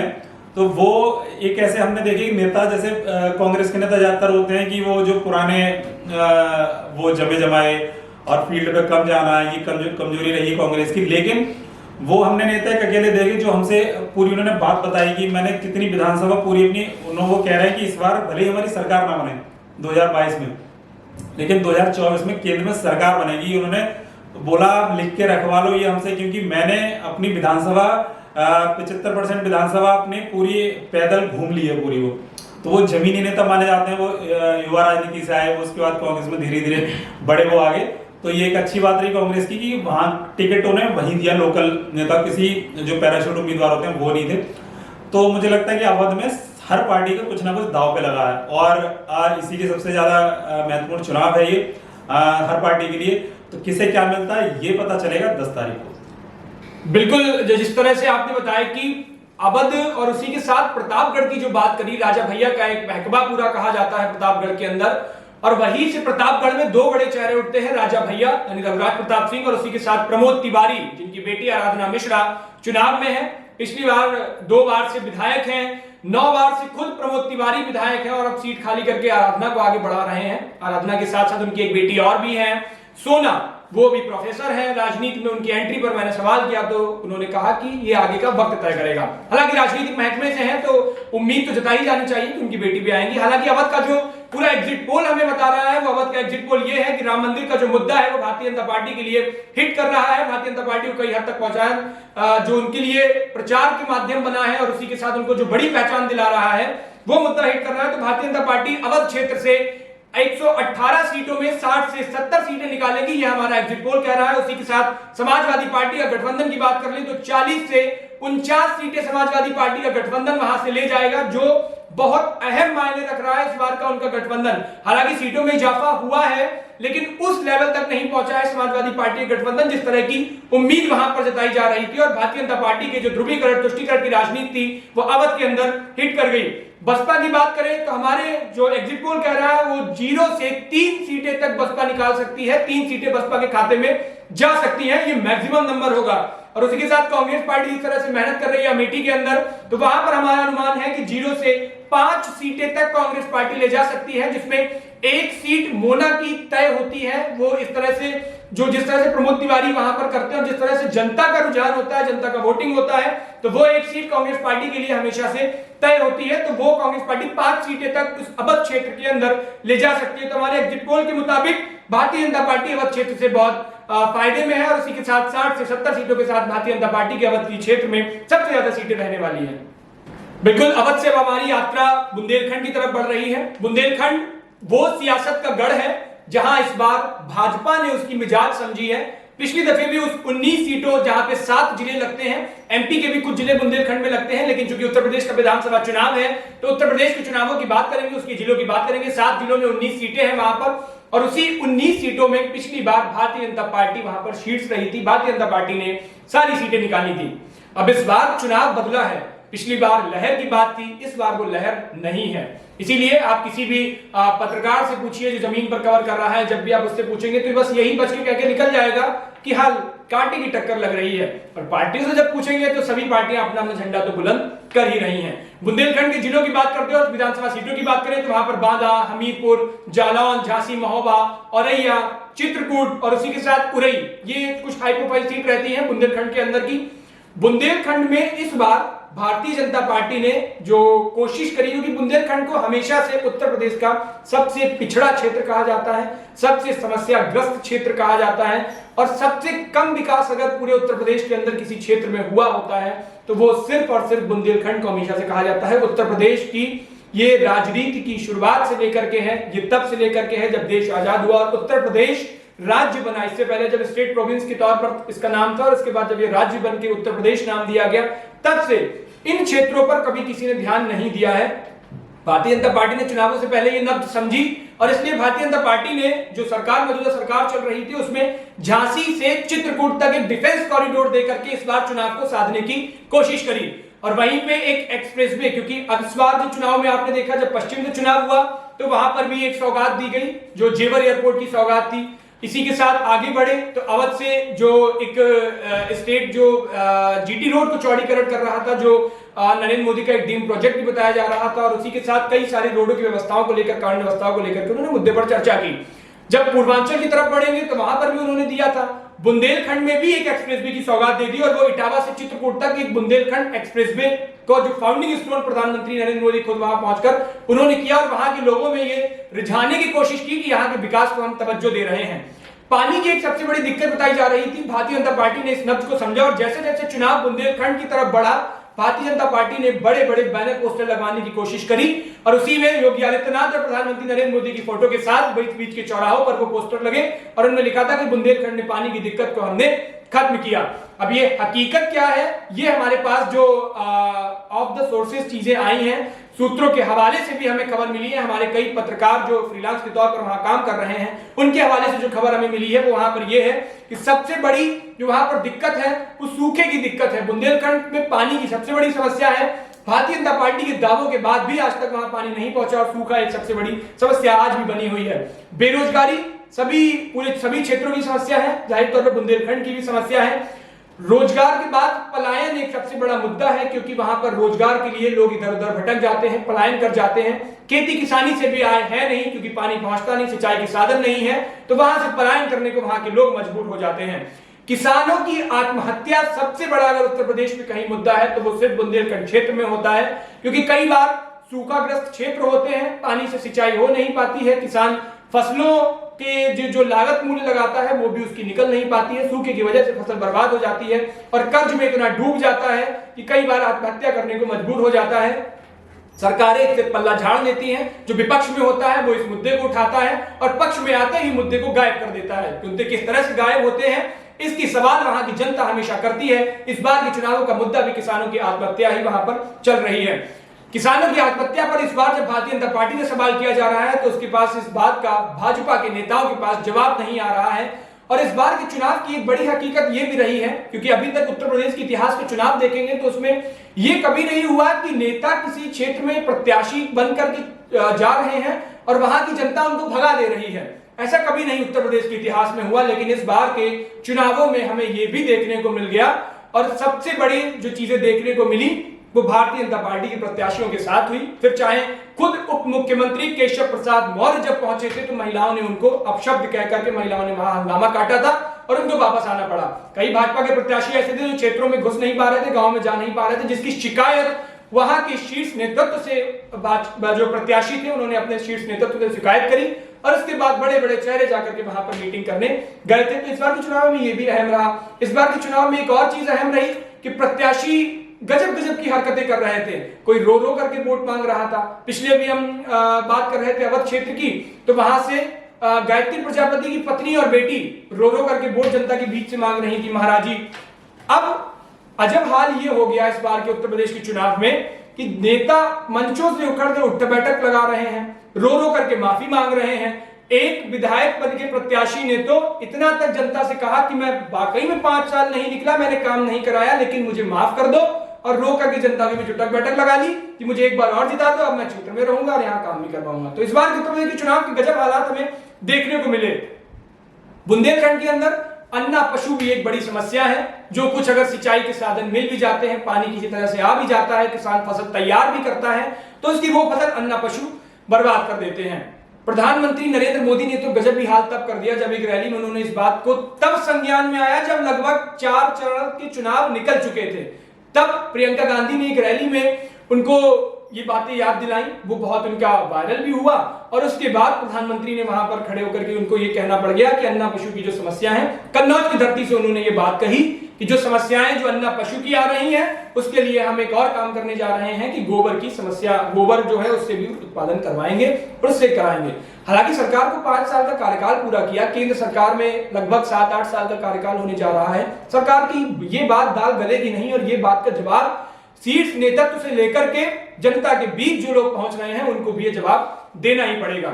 एक और गजब हाल इस बार ये रहा कि प्रधानमंत्री ने जिस तरह से खड़े होकर के जो राशन दे रहे हैं उसको अपने पक्ष में किया। राशन की खूब मार बुंदेलखंड में भी हुई, बुंदेलखंड के लोगों को भी राशन दिया जा रहा है और उसके बाद प्रधानमंत्री ने कहा कि मैं जो राशन दे रहा हूं, जो मोदी नमक दे रहा है। प्रियंका गांधी ने इस बात पर उनको ट्रोल भी किया, कटाक्ष किया और जनता के बीच ये बात रखी कि प्रधानमंत्री का राशन कैसे हो सकता है, प्रधानमंत्री का नमक कैसे हो सकता है, जिसको प्रधानमंत्री ने बात की रैलियों में सुधार भी लिया और उस शब्द में अपने को एक अलग बयान में साधते हुए खुद को फिर से उन्होंने अच्छा बनने की कोशिश की। खैर, ये राजनीति है, राजनीति में सब चीजें चलती रहती हैं। आपको जल्दी से बुंदेलखंड की जातियों की बात बता दें कि क्योंकि जाति समीकरण वहां पर भी अहम रहता है और इस बार देखना अहम रहेगा क्योंकि बुंदेलखंड में सबसे ज्यादा ब्राह्मण जातियां हैं, ब्राह्मण जाति के लोग हैं, लोधी समाज के लोग भी हैं, कुशवाहा भी हैं। केशव प्रसाद मौर्य भी थोड़ा सा असर वहां पर दिखाएंगे, मौर्य समाज से आते हैं, कुशवाहा बिरादरी से हैं तो वो भी असर दिखाएंगे। कोरी समाज भी है, वैश्य बनिया समाज भी वहां पर है, जो जिस तरह से कई सारे बनिया सम्मेलन किए गए, वैश्य सम्मेलन किए गए, व्यापारियों को साधने की कोशिश हुई, वो देख रहा होगा कि यहाँ पर कितना असर दिखाता है। निषाद और जाटव समाज के भी लोग यहाँ पर अहम अपनी भूमिका रखेंगे। समाजवादी पार्टी ने इस बार कुर्मी, दलित और कुशवाहा प्रत्याशियों पर दांव लगाया है। अब ये देखना अहम होगा कि समाजवादी पार्टी का दांव कितना वहां पर सफल रहता है और समाजवादी पार्टी वहां पर कितना कुछ गुड़ खिला पाती है। बुंदेलखंड की अगर एग्जिट पोल की बात करें तो बुंदेलखंड में पिछली बार भारतीय जनता पार्टी ने सभी 19 की 19 सीटों को फतेह किया था। इस बार भारतीय जनता पार्टी के खाते में हमारे एग्जिट पोल के मुताबिक 12 से 16 सीटें जा रही हैं। जिस तरह से किसानों का मुद्दा वहां पर उठ रहा है, अन्ना पशुओं का सबसे बड़ा मुद्दा है और छात्रों की बेरोजगारी को लेकर के, क्योंकि युवाओं से जब भी बात करेंगे तो उनका यही कहना होता है कि हमें राशन नहीं चाहिए, हमें आपकी सरकारी योजनाओं का लाभ नहीं चाहिए, हमें सिर्फ रोजगार चाहिए। अगर हमारे पास रोजगार होगा तो हम राशन भी खरीद के खा लेंगे और उसके साथ हम अपने आवास और कपड़े लिपटे की जिम्मेदारी भी हम अपनी पूरी कर लेंगे। युवा जागरूक हुआ है, उसी तरह से ये सीटें अब उसके भाजपा के खतरे में लग गई हैं और उसी के साथ 12 से 16 सीटों पर उसको संतुष्ट होना पड़ेगा। समाजवादी पार्टी को कुछ वहां पर फायदा होता दिख रहा है क्योंकि पिछली बार वो 0 पर थी, इस बार समाजवादी पार्टी के खाते में 3 से 5 सीटें निकालने की उम्मीद है। बसपा 0 से 2 सीटें तक निकालने की कोशिश कर सकती है और वहां पर सीटें निकल सकती हैं बसपा की, और उसके साथ कांग्रेस पार्टी भी 0 से 2 पर संतुष्ट रह सकती है। हो सकता है कांग्रेस पार्टी की एक भी सीट ना निकले और हो सकता है कांग्रेस पार्टी मैक्सिमम 2 तक सीटें वहां निकालेगी, इसके ज्यादा सीटें निकालने की उम्मीद नहीं है। भाजपा फिर भी बढ़त में रहेगी वहां पर और 12 से 16 सीटें बुंदेलखंड के अंदर निकालेगी क्योंकि पिछली दफे की 19 की 19 सीटों पर भाजपा ने कब्जा किया था। इस बार वो असर नहीं दिखने वाला है, कोई लहर नहीं है। गठबंधन जो है वो थोड़ा सा वहां पर असर कर जाएगा और 3 से 5 सीटों तक निकालने की उम्मीद होगी। ये हमारा बुंदेलखंड का एग्जिट पोल कह रहा है। तो बुंदेलखंड से होती हुई यात्रा पूर्वांचल की ओर पहुंची है क्योंकि आखिरी चरण के चुनाव में 5 से 7वें चरण तक के चुनाव में पूर्वांचल अहम जिम्मेदारी रही। पूर्वांचल की जब बात होगी तो पूर्वांचल में कई सारे मुद्दे, कई सारी समस्याएं, कई सारे जो सियासी समीकरण होंगे उन सब का जिक्र पूर्वांचल में किया जाएगा। पूर्वांचल में 136 सीटें हैं। मोटा माटी बता दूं तो पूर्वांचल में जाति समीकरण ही असर करेगा। ये पूर्वांचल इसलिए राजनीति में बहुत अहम हो जाता है क्योंकि पूर्वांचल सिर्फ प्रदेश नहीं देश भर की राजनीति में अपना एक अहम मुकाम रखता है। क्यों? क्योंकि पूर्वांचल ने ही इस देश को 5 प्रधानमंत्री दिए। सबसे पहला प्रधानमंत्री जवाहरलाल नेहरू पूर्वांचल की ही उपज थे, उसके बाद बीपी सिंह, चंद्रशेखर, ये सब पूर्वांचल से निकले हुए प्रधानमंत्री हैं जो इस भारत देश को दिए गए और इन्होंने देश का गौरव बढ़ाया, खास तौर पर पूर्वांचल का गौरव बढ़ाया।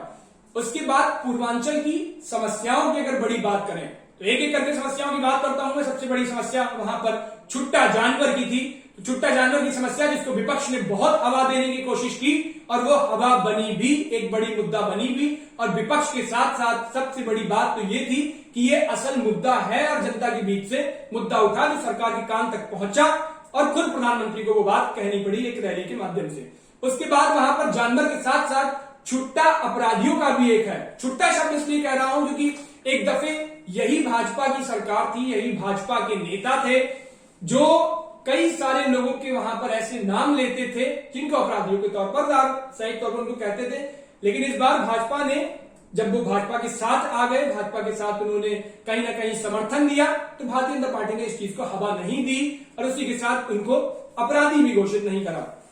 राम मंदिर का मुद्दा पूर्वांचल में भी बहुत तेजी से असर करेगा और पूर्वांचल के अंदर ये लोगों के दिमाग में बैठ गया है। गांव गलियारों में जब आप चर्चा करोगे तो राम मंदिर का मुद्दा भी साफ तौर पर लोग कहेंगे कि मंदिर तो बनवाया है उन्होंने, तो इसलिए वोट तो हमारा भाजपा को ही जाएगा। यही से एक और जो सौगात मिली है वो लखनऊ से गाजीपुर तक पूर्वांचल एक्सप्रेस वे की सौगात मिली है, जो सबसे ज्यादा विवादित रहा। समाजवादी पार्टी के राष्ट्रीय अध्यक्ष अखिलेश यादव ने ये बात कही कि इस पूर्वांचल एक्सप्रेस वे की जो नींव थी, जो उसकी डॉक्यूमेंटेशन थी, वो हमने तैयार कराई थी।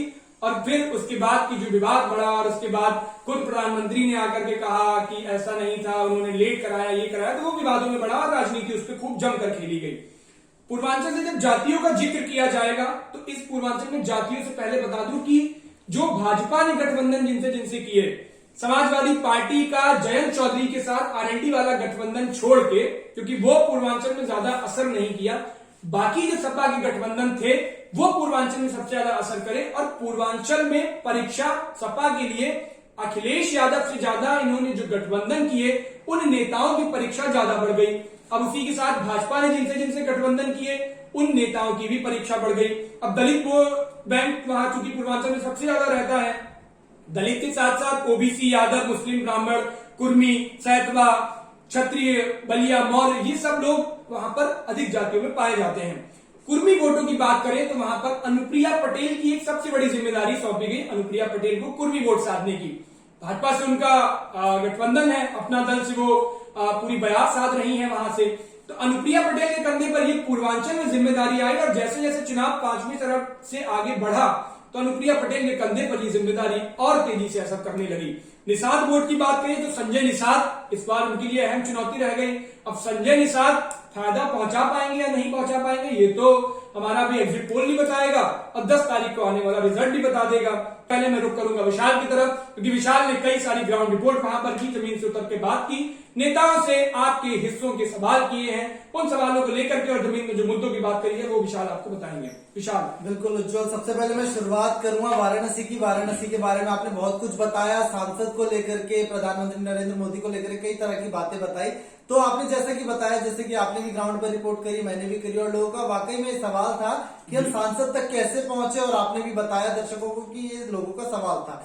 लेकिन मैं बता दूं कि भले ही वो प्रधानमंत्री हो या अगर कोई गृह मंत्री भी होता है तो वो जहां के सांसद होते हैं तो उनको एक रिप्रेजेंटेटिव होता है जो उस संसदीय क्षेत्र का कामकाज देखता है, क्योंकि जैसी बात है भारत का प्रधानमंत्री एक छोटे नालियों के लिए, सड़कों के लिए तो अपने संसदीय क्षेत्र जाएगा नहीं, इसलिए उनका जो एक आधिकारिक वो होता है, एक रिप्रेजेंटेटिव होता है जो उनके संसदीय क्षेत्र का सारा कामकाज देखता है, जो आम लोगों की समस्या होती है वो भी देखता है। वो रिप्रेजेंटेटिव एक तरीके से लोकल एमपी की तरह वहां पर काम करने की कोशिश करता है। लेकिन जब लोग वहां पर ये कहते हैं कि हम सांसद और जो संसदीय कार्यालय है वहां के संसदीय क्षेत्र का वहां तक नहीं पहुंच पाते, कोई कामकाज नहीं होता, इसका मतलब ना तो वहां पर जो रिप्रेजेंटेटिव है वाराणसी में प्रधानमंत्री नरेंद्र मोदी का, ना तो वो ज्यादा कामकाज कर पाया बीते सालों में, और ना ही खुद प्रधानमंत्री नरेंद्र मोदी अपने रिप्रेजेंटेटिव का, अपने संसदीय क्षेत्र का जायजा ले पाए। भले ही संसदीय क्षेत्र में प्रधानमंत्री नरेंद्र मोदी ने बीते हफ्तों में, बीते महीनों में काशी विश्वनाथ कॉरिडोर देने की तो कोशिश करी, लेकिन अगर बीजेपी ये सोचे कि वाराणसी में काशी विश्वनाथ कॉरिडोर देने से बीजेपी को बहुत फायदा होने वाला है तो ये वाकई में बहुत गलत है। क्यों? क्योंकि वहां की जो आम जनता है, मुश्किल से सिर्फ 20% अगर लोगों की मैं बात करूं, एक आकलन लगाकर जितने लोगों से हमने बातचीत करी वाराणसी में, तो 20% ऐसे लोग हैं जिनको बहुत खुशी है कि काशी विश्वनाथ कॉरिडोर मिला। वो भी जो मंदिर के आसपास के जो लोग हैं, जो घाट के आसपास के लोग हैं, उनको इससे फायदा मिला क्योंकि एक चौड़ीकरण और एक नवनिर्माण तरीके से वहां पर काशी विश्वनाथ कॉरिडोर बनेगा। लेकिन वाराणसी सिर्फ काशी में ही नहीं सीमित है, वाराणसी बहुत बड़ा है, अलग अलग विधानसभाएं, अलग अलग गांव है, दूर दराज तक उनके गांव बसे हुए हैं। उनका हिसाब वाराणसी के लोग ये कहते हैं, जहां से प्रधानमंत्री नरेंद्र मोदी आते हैं, और वो कहते हैं कि हमने वाराणसी को बहुत सुधार करके दिया है, लेकिन ऐसा नहीं है। वाराणसी के ही जो वाराणसी सदर की जो सीट है, विधानसभा सीट है, उसी के बगल में एक और विधानसभा सीट थी। जब उसके गांव पहुंचे तो वहां के लोगों का ये कहना था कि सामने तो कभी नरेंद्र मोदी को अपने विधानसभा में नहीं आते हुए देखा। तो हम समझ सकते हैं कि न सिर्फ योगी सरकार से लोग वहां पर नाराज है, बल्कि जो उनके सांसद है प्रधानमंत्री नरेंद्र मोदी, उनसे भी लोग अब नाराज होना शुरू हो चुके हैं, क्योंकि लोगों का मानना है कि ना तो यहाँ पर विकास हुआ है, इंडस्ट्रीज की बात की गई थी, रोजगार को लेकर के इंडस्ट्रीज नहीं बनाई गई है, और जो इंडस्ट्रीज फैक्ट्रियां बनाई भी गई है उसमें साफ तौर पे मना कर दिया गया है कि यहाँ पर जो लोकल लोग हैं, जो आम जनता है, उनको नौकरियां नहीं दी जाएगी, उनको बाहर से लेकर के आएगा, जो दिल्ली से आएगा या फिर उत्तर प्रदेश के जो अलग अलग जिले हैं वहां से उनको रिक्रूट किया जाएगा, उनको वहां से बुलाया जाएगा, लेकिन जो लोकल युवा है उनको नौकरियां नहीं दी जाएगी, उनको सिर्फ ट्रेनिंग करवाई जाएगी, और जब वो अच्छे तरीके से जब एक्सपर्ट बन जाएंगे तब उनको वहां नौकरियां दी जाएगी। तो ये वाराणसी का जो था, ये पूरा वाराणसी का जायजा था जो हमने सर्वे में देखने की कोशिश करी। तो मैं कह सकता हूं कि हाँ, प्रधानमंत्री नरेंद्र मोदी वाराणसी में जो 2014 में मजबूत थे वो नहीं है, 2017 में जो मजबूती थी वो नहीं है, 2019 में जो मजबूती थी प्रधानमंत्री नरेंद्र मोदी की वाराणसी में वो अब नहीं है, 2022 में नहीं दिखाई दे रही। 2024 की स्थिति क्या होगी वो 2 साल बाद हमें आने वाली पता चलेगी, लेकिन 2022 में काफी हद तक तस्वीरें साफ हो चुकी है, क्योंकि खुद प्रधानमंत्री नरेंद्र मोदी को भी 2022 के बाद अब 2024 के लिए खुद अपने ही संसदीय क्षेत्र में मेहनत करने की जरूरत होगी। उसके बाद जब हम आगे बढ़ते हैं, मऊ, गाजीपुर या फिर आजमगढ़ की बात करें, तो आजमगढ़ अखिलेश यादव का उसी तरीके से गढ़ माना जाता है जिस तरीके से मैनपुरी और इटावा को गढ़ माना जाता है यादव खानदान का, उसी तरीके से आजमगढ़ भी अखिलेश यादव का गढ़ है। अखिलेश यादव के एक ऐसे विधायक है जो लगातार आजमगढ़ की सदर सीट से 8 बार विधायक रहे हैं, और वो बहुत ही लोगों से मिले जुले हुए लोग उनसे ये कहते हैं कि हमें ये काम करवाना, तो वो अगले दिन उनका काम भी करवा देते हैं। ये अपने विधायक से बात करके नहीं, बल्कि वहां की जो आम जनता है उनसे बातचीत करके जानने की कोशिश करी, तो लोगों ने बताया कि हाँ, वो कुछ चीजें भले ही ना कर सके, लेकिन ज्यादातर चीजें 90% चीजें वो तुरंत हमें हमारी करवा देते। अगर वो खुद नहीं करवा पाते तो किसी और से बोलकर वो काम करवा देते। यही वजह है कि आजमगढ़ में 8 बार विधायक रह चुके हैं आजमगढ़ सदर सीट से समाजवादी पार्टी के, यहां तक कि 2017 में जब आजमगढ़ पर भी मोदी लहर ने असर करके दिखाया था, लेकिन आजमगढ़ की सदर सीट जो है, शहर की सीट है, उस पर मोदी लहर काम नहीं कर पाई, और जो वहां से 8 बार के विधायक है समाजवादी पार्टी के, उन्होंने वहीं पर अपनी मजबूती को मौजूद रखा और वहीं से विधायक चुन करके आगे बढ़े। मऊ की बात करें, मऊ भी बीजेपी के लिए बहुत बड़ा एक फैक्टर साबित नहीं हो सकता, क्योंकि बीजेपी वहां पर फिर से एक बार बैकफुट पर है। मऊ के लोग भी काफी परेशान है, वहां पर शिक्षा की बात करें, स्वास्थ्य की बात करें या महंगाई बेरोजगारी की बात करें, तो लोगों के मन में अब ये बदल चुका है कि सिर्फ हमारा काशी विश्वनाथ और अयोध्या जैसे मुद्दों पर बात करने से काम नहीं होगा। हमें फ्री राशन नहीं चाहिए, हमें रोजगार चाहिए, जिससे कि हम अपने घर में अपने मतलब की चीजें लेकर के आ सके। महंगाई इतनी हो चुकी है, उस महंगाई को कम करने वाली सरकार चाहिए। इसलिए मैं कह सकता हूं कि बीजेपी से लोग वहां पर नाराज होते हुए नजर आए। उसके बाद मिर्जापुर की बात करें या फिर भदोही की बात करें, तो भी समाजवादी पार्टी भी वहां पर उतने फायदे में नहीं है। समाजवादी पार्टी और बीजेपी को एक लेवल पर वहां पर रखा जा सकता है कि वहां पर दोनों ही पार्टियां अपनी ताकत झोंक चुकी है। दोनों ही पार्टियों ने 7वें चरण के से पहले अपनी अपनी ताकतें झोंकी, चाहे प्रधानमंत्री नरेंद्र हो, अमित शाह हो या फिर अखिलेश यादव हो, प्रियंका गांधी, सब वहां पर पहुंचे और कांग्रेस भी अपनी वहां पर मौजूदगी दिखाने की कोशिश कर रही है। हो सकता है पूर्वांचल में भी कांग्रेस थोड़ी अवध और पश्चिमी की तरह थोड़ी बहुत मजबूत हो सके, जिसका सारा फायदा कांग्रेस को भले इस चुनाव में तो नहीं, लेकिन 2024 के चुनाव, जब लोकसभा के चुनाव होंगे, प्रधानमंत्री नरेंद्र मोदी के प्रधानमंत्री के जब चुनाव होंगे, तब उनको कांग्रेस को फायदा हो सकता है। तो ये पूर्वांचल का हाल था। हालांकि लोग, जैसे कि आपने बताया, छुट्टा पशु, आवारा पशु से लोग वाकई में काफी परेशान है। उनकी खेती नहीं होती, फसलों के दामों की बात करें तो किसान उससे भी परेशान है, युवा बेरोजगारी से परेशान है, महिलाएं महिला सुरक्षा को लेकर के और महंगाई को लेकर के काफी ज्यादा परेशान है। जी बिल्कुल विशाल, तो पूर्वांचल के कई सारे अहम मुद्दों पर आपने बताया, पूर्वांचल की जमीनों के हालात बताए, पूर्वांचल के कई सारे विधानसभा क्षेत्रों की बात आपने करी। पूर्वांचल एक और अहमियत इसलिए भी रखता है क्योंकि वाराणसी का जिक्र हो, तहजीब की नगरी है, तहजीब के साथ लखनऊ का जैसे जिक्र होता है, तो लखनऊ को सियासत का केंद्र कहा जाता है, उत्तर प्रदेश की राजनीति का केंद्र कहा जाता है, लेकिन पूर्वांचल की राजधानी वाराणसी को ही कहा जाता है और पूर्वांचल के राजनीति का केंद्र भी वाराणसी ही होता है। इसलिए खुद प्रधानमंत्री नरेंद्र मोदी ने ऐसी जगह चुनी थी वहां से जहां से उनके निकलने का रास्ता आसान था और पूरे देश भर में एक छवि बनाने की कोशिश प्रधानमंत्री ने करी, जिसका असर उत्तर प्रदेश के चुनाव में भी दिखा। वाराणसी में ही वहां पर हमने जो मशहूर उस्ताद जो बिस्मिल्लाह खान है, शहनाई वादक हैं, उनकी तीसरी पीढ़ी आज भी वहां पर मौजूद है, उसी घर में मौजूद है। उस गली का रास्ता जो आप देखेंगे तो वो भी बहुत विकास का रास्ता है। भारत रत्न जबकि है, उसके बाद भी उनका वो हालात है। और उसके साथ उनके पोते ने बताया कि एक बहुत बड़ा गम हमें ये है कि प्रधानमंत्री नरेंद्र मोदी हमें प्रस्ताव बना रहे थे, जब यहाँ से सांसद का चुनाव लड़ रहे थे। हालांकि मैंने वो प्रस्ताव ठुकरा दिया लोगों के बहकावे में आकर के, और उसके बाद शमीलाल से उसका फायदा उठा ले गए। हालांकि ये बात थी, हमने इंटरव्यू किया, उन्होंने शहनाई बता करके दिखाई। उसके बाद ये चीज बताना जरूरी इसलिए लगा कि सिर्फ सियासत का ही केंद्र नहीं है वहां पर, और भी कई सारे अहम चीजें वहां पर अपना महत्वपूर्ण योगदान रखती हैं। खैर, अब हम आगे बढ़ते हैं। तो सलोनी के कुछ सवाल हैं, क्योंकि जमीन से जो भी रिपोर्ट्स आती थी सलोनी उनको देखती थी, लगातार सौरभ जी कांटेक्ट में थी, क्योंकि ऑफ द कैमरा जो बात करते हैं, जो ऑफ द कैमरा चीजें होती हैं, आमतौर पर लोग माइक के सामने आने पर हिचकिचा जाते हैं, झिझक जाते हैं, आते भी हैं तो बाद में कुछ ऐसा बोल जाते हैं। हमारे पास कई दफे फोन आता है कि उन चीजों को हटवा दीजिए, हमें दिक्कत हो रही है। उसके बाद जो जमीन पर आपने देखा, सौरभ जी ने देखा, उसको लेकर के सलोनी के कुछ सवाल है, सलोनी के सवाल सौरभ जी लेंगे और उसके बाद उनका जवाब देंगे। आगे के एग्जिट पोल की चर्चा उसके बाद होगी। मुझे मैं आपकी बात से पूछना चाहूंगी कि ऐसी क्या लोगों की मजबूरियां होती थी, या क्या क्यों लोग जो है कैमरे के सामने बोलना नहीं चाहते, और अगर लोगों ने कैमरे के सामने बोला भी, चाहे वो बीजेपी के पक्ष में बोला, चाहे वो बीजेपी के अगेंस्ट में बोला, चाहे वो समाजवादी पार्टी के किसी भी पार्टी के पक्ष और विपक्ष में बोला, तो लोग बाद में उसको ये क्यों कहते हैं कि आप ये पार्ट हटवा दीजिए, या हमें बोलना ही नहीं है, या हम बोलना भी नहीं चाहते। और ऐसी कौन सी मजबूरियां हैं, क्योंकि बहुत सारे ऐसे ग्राउंड पर हमारे सामने भी आए जहां पे लोग मजबूर हैं सिर्फ और सिर्फ भाजपा को वोट देने के लिए। तो ऐसी क्या इन 5 सालों में भाजपा ने या सरकार ने लोगों पे मजबूरियां बनाई है कि लोग बिल्कुल बैठे हुए हैं कि हम जाएंगे तो हम भाजपा को ही वोट देंगे, भले उनके गांव में, उनके शहर में कोई विकास हुआ ना हो, चाहे उन्हें रोजगार मिला हो या ना मिला हो, चाहे महंगाई आसमान छुड़ी हो, लेकिन तब भी लोग क्यों मजबूर हैं आखिर अभी भी भाजपा को वोट देने के लिए? सलोनी, जैसे आपने पूछा कि डर क्या है लोगों को, तो वो डर जो हम जो बात करते हैं, गढ़ की बात करते हैं, जैसे सपा का गढ़ है, जो हमारे पास एक फोन आ रहा है, कई बार हमने करण से रिपोर्ट की थी, तो उन्होंने वहां बोल दिया बीजेपी के समर्थक में, तो वहां उन्हें कुछ दिक्कत है और वो कह रहे हैं कि मुझे वीडियो हटवा दीजिए। तो वो ऐसा हमें हर जगह देखने को मिला, जहां सपा का गढ़ है वहां पे उनके खिलाफ नहीं बोलते लोग, और जहां बीजेपी का गढ़, जैसे गोरखपुर में पूर्वांचल की बात चल रही, तो पूर्वांचल में भी बहुत से लोग चाहते कि वोट करेंगे, जाके वोट करा होगा उन्होंने बीजेपी के खिलाफ, लेकिन ये बात वो कैमरे पे नहीं बोलेंगे वो, क्योंकि आजकल सोशल मीडिया का जमाना है, तो सोशल मीडिया पर लगता है कोई भी चीज वायरल हो जाती है। एक गांव में हम गए थे, जो जौनपुर का एक गांव था, और जहां से धनंजय सिंह चुनाव लड़ रहे हैं, तो उस गांव में हमसे किसी ने बात ही नहीं की।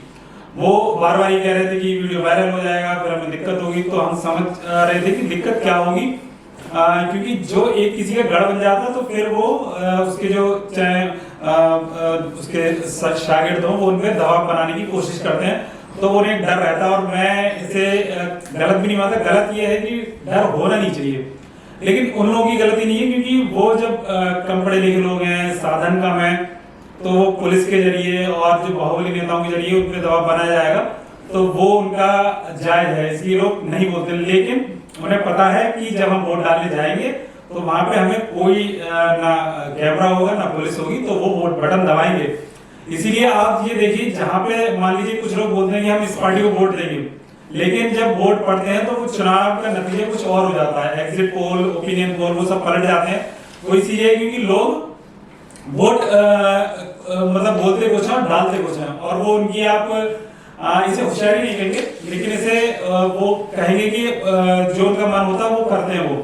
अगर आप थोड़ा सा पीछे जाएंगे तो आपको दिखेगा कि इंदिरा गांधी का चुनाव था इमरजेंसी के बाद, तब ऐसा लग रहा था कि ये सरकार बनेगी दोबारा, सारे लोग उनकी जय जय कर रहे थे कि सरकार इनकी बनेगी। लेकिन जब नतीजा आया तो उसमें यह हुआ कि कांग्रेस की पूरे देश में हार हुई, इंदिरा गांधी भी चुनाव हार गई, और कोई सोच नहीं सकता था कि ऐसा हो भी सकता है, क्योंकि जब जो भी उन्होंने सर्वे कराए होंगे उस टाइम भी, या लोगों से पूछा होगा, तो सब कह रहे थे कांग्रेस जीतेगी, कांग्रेस जीतेगी, बहुत अच्छा काम किया।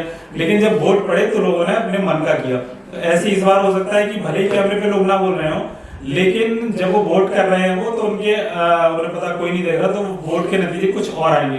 तो ये ठीक बात है कि लोग नहीं बोलते कैमरे पे, लेकिन जब वोट डालने जाते हैं तब उन्हें कोई डर नहीं रहता।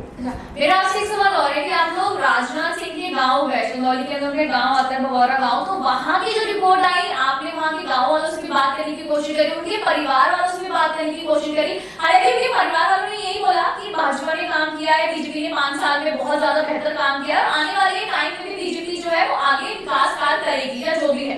लेकिन जब आप लोगों ने जब गांव वालों से बात करी, तो वो साफ साफ एक वीडियो हमारे सामने आई थी, जहाँ पे लोगों ने बिल्कुल अखिलेश यादव के ऐसे